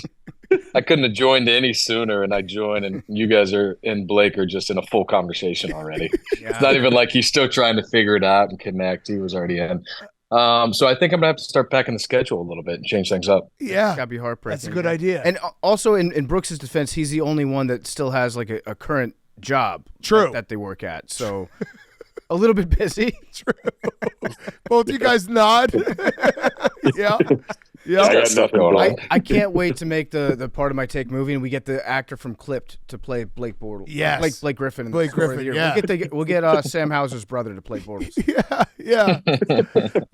I know we say this every year, but next year we have to get everyone together. We're gonna do it. I feel like we're gonna do it. We got to get you back out at Tahoe, Blake Bortles. Yeah, I got dropped from that roster pretty quickly. Did you play out there, Blake? I did. Day one was How awesome was brutal. that? It was Tough so round. fun. Brutal day one, and then I was like shaking over my practice putts. Dude, it's and then terrifying. day two and 3, terrifying. The people lined up on the tee box. Mhm. It's like, what are we doing, guys? And then day 2 and 3, I played a little bit better, but I had no aspirations of winning. It was strictly go out there and don't be last. Luckily, A-Rod, Miles Teller were out there. I heard you saw a bear too. Dude, I was 10 feet from a bear. Yeah. I look over and I hear something in the tree, and I look over and this bear's just like bear hugging this tree, and he's just looking around it at me. Yeah. And Max, I was like, Max, go get the bear. And then that woman was like, hey, you probably shouldn't do that. Yeah, I went to go over towards the bear, and there was people working there, and they were like, don't go near that bear. Don't go near that bear. Very aggressive. Yeah, apparently it was like a mama bear with like 3 cubs, and you don't want to get in the mama bear's way. No. That's how we feel about the Blakes. Yeah. Don't fuck with them. Yeah. I don't think I don't think he's going to join. No, I don't think he's going to join. I think he's asleep. It is like 10 p.m. It is late there. Yeah, it's 10 p.m. and he's got a golf round the next day. What were you going to say? What was your best round, Blake? I think I mean, I'm not good. I think I shot at 84 day 2, maybe. It's pretty good. Respectable. With people watching out there, it's a lot. Having to make every putt. Dude, how tough are like the 2-footers that everybody's normally like, yeah, you're good, and you still got to putt those. They're terrible. One of the first times I played in it, my dad caddied for me the first day, and after like the 4th time I missed an 18-inch putt, he just stopped. Dude, somebody out of the crowd come carry this bag. Blake, I caddied for Blake Griffin for like probably 4 or 5 holes, and I got a new golf term for you that I'd never seen on the golf course. Blake Griffin shot a shot that went like, I don't know, 100 feet into the woods, and the guy we were playing with was like, that was the great shape of that shot. I don't even know what the fuck that means, but it sounded nice. It was a terrible shot.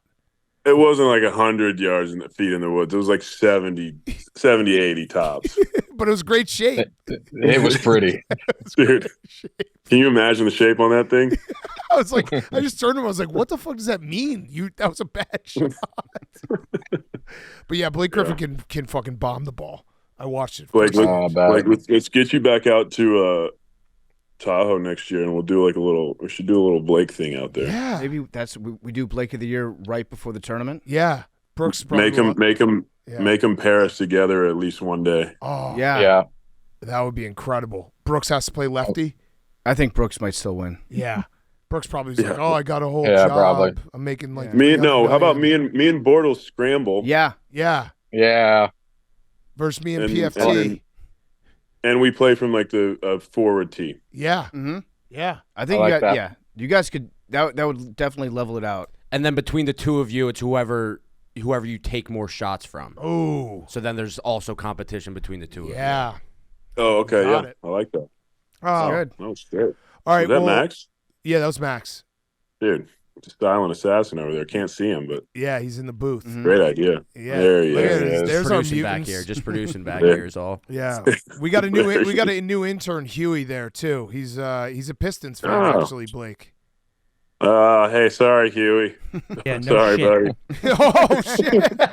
Okay. You know what? Fuck you, Huey. Chicago. Yeah, by the way, since I left, I've been doing great. Congratulations, man. Thank you.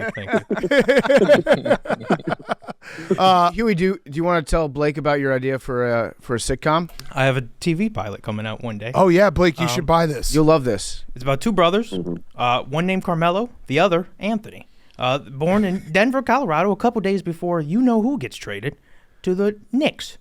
And their dad grows up their whole life resenting them, because there's named Carmelo and Anthony. And I can tell you're not going with it. Yeah, dude. If you could just throw that in an email, I'll put my email in the chat. You just shoot that over to me, and I'll get that in front of my people ASAP. Thanks. Sounds riveting. Thank Hey, way to abort there. That was way to read the room, Huey. You didn't get to the part about a new kid named Nicola. Yeah. Oh man. Oh, all right. Well, thank you both, Blakes. You guys are the best. We love you. Blake Griffin, congratulations. You have a full year as Blake of the Year. The trophy's back in your house. I feel like we got to make new shirts. Yeah. Doing the Klay Thompson 4 rings on there. Yeah. Yeah. We'll Okay. do it. Well, All right, thank you, boys. boys. Appreciate it. Congrats, Blake. Thanks, guys. buddy. He's pissed. So, He's pissed. I'm stoked for you, man. I'm so fucking excited.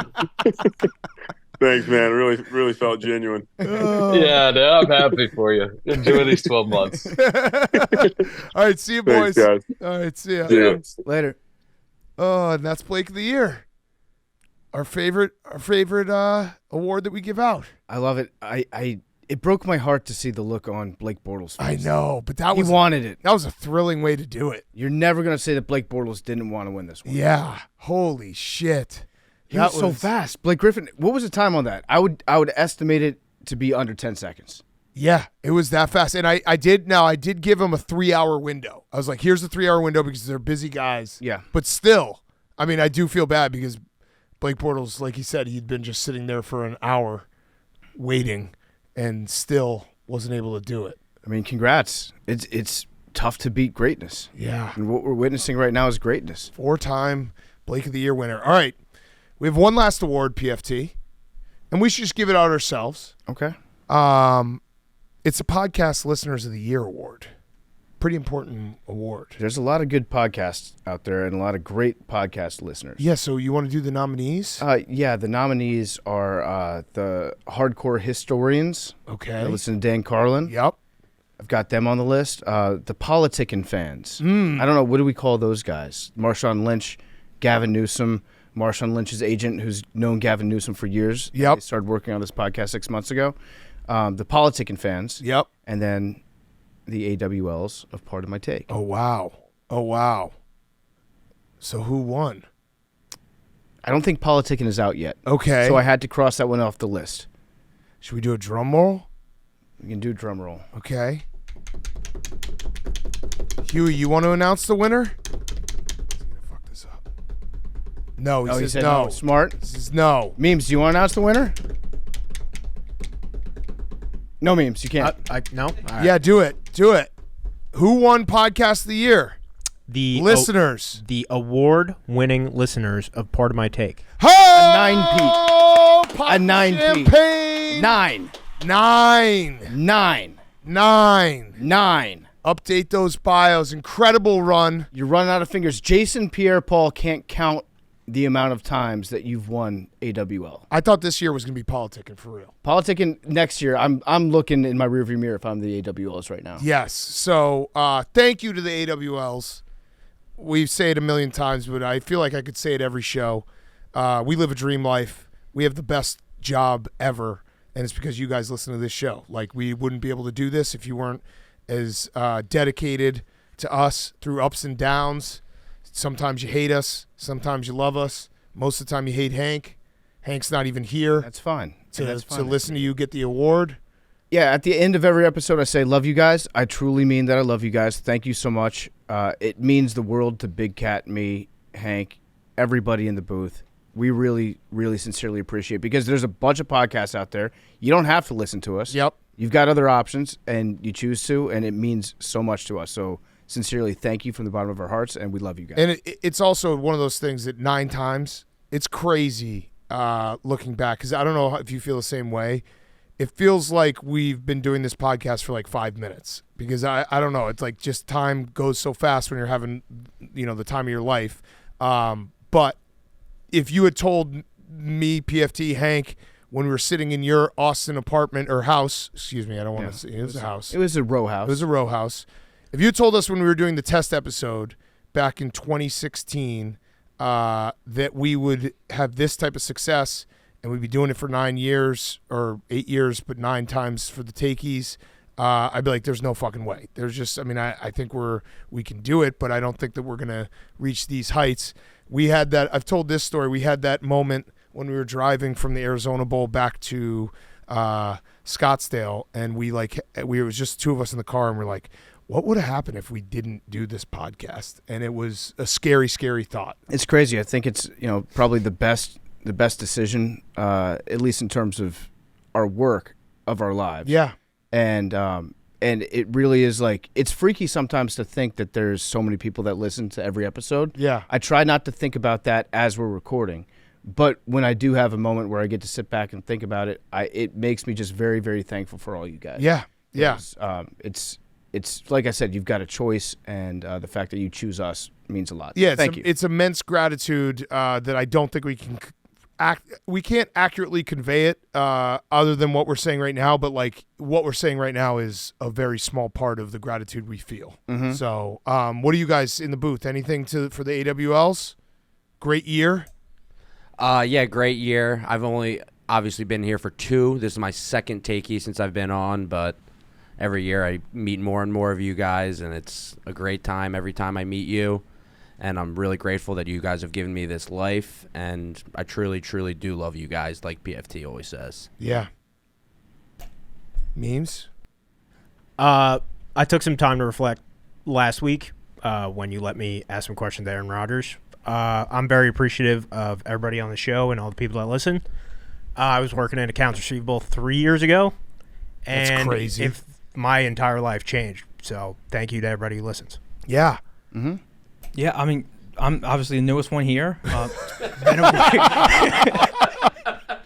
been a week. The people have been awesome. They've been really supportive and nice, and they seem to be very excited for the future and willing to hear out everything I got to say. And yeah, they just seem like great people, and I'm excited to work for them and work my ass off for them. Yeah, yeah. It's we have the best fans in the world. It's not even close. I'll put our fans up against anyone else any day of the week.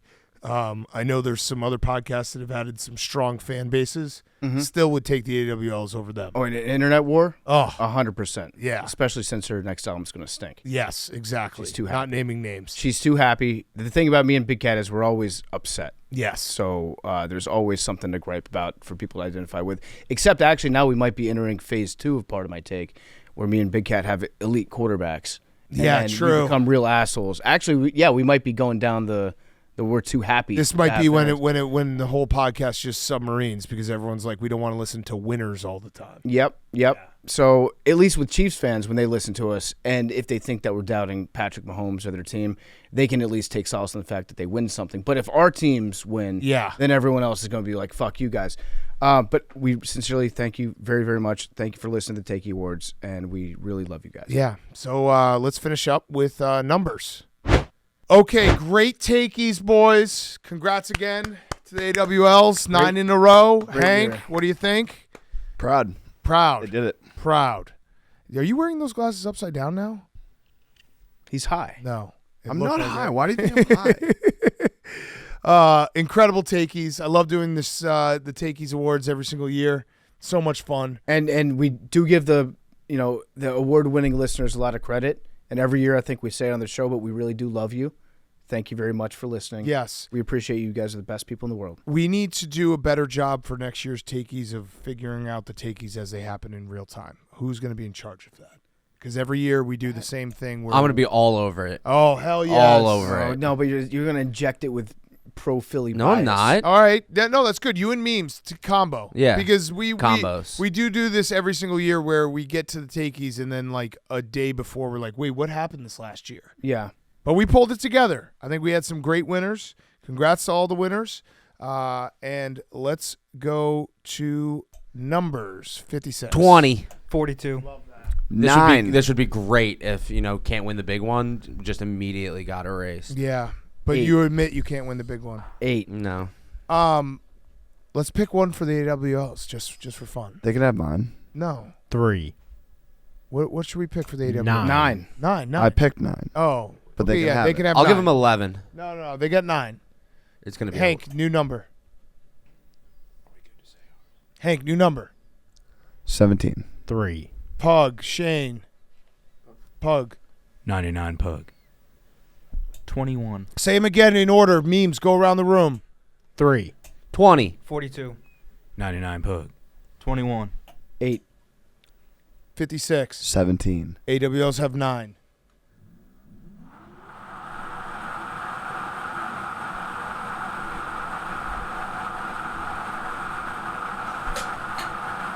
Damn. T-Bo. 15. Mahomes. Love you guys.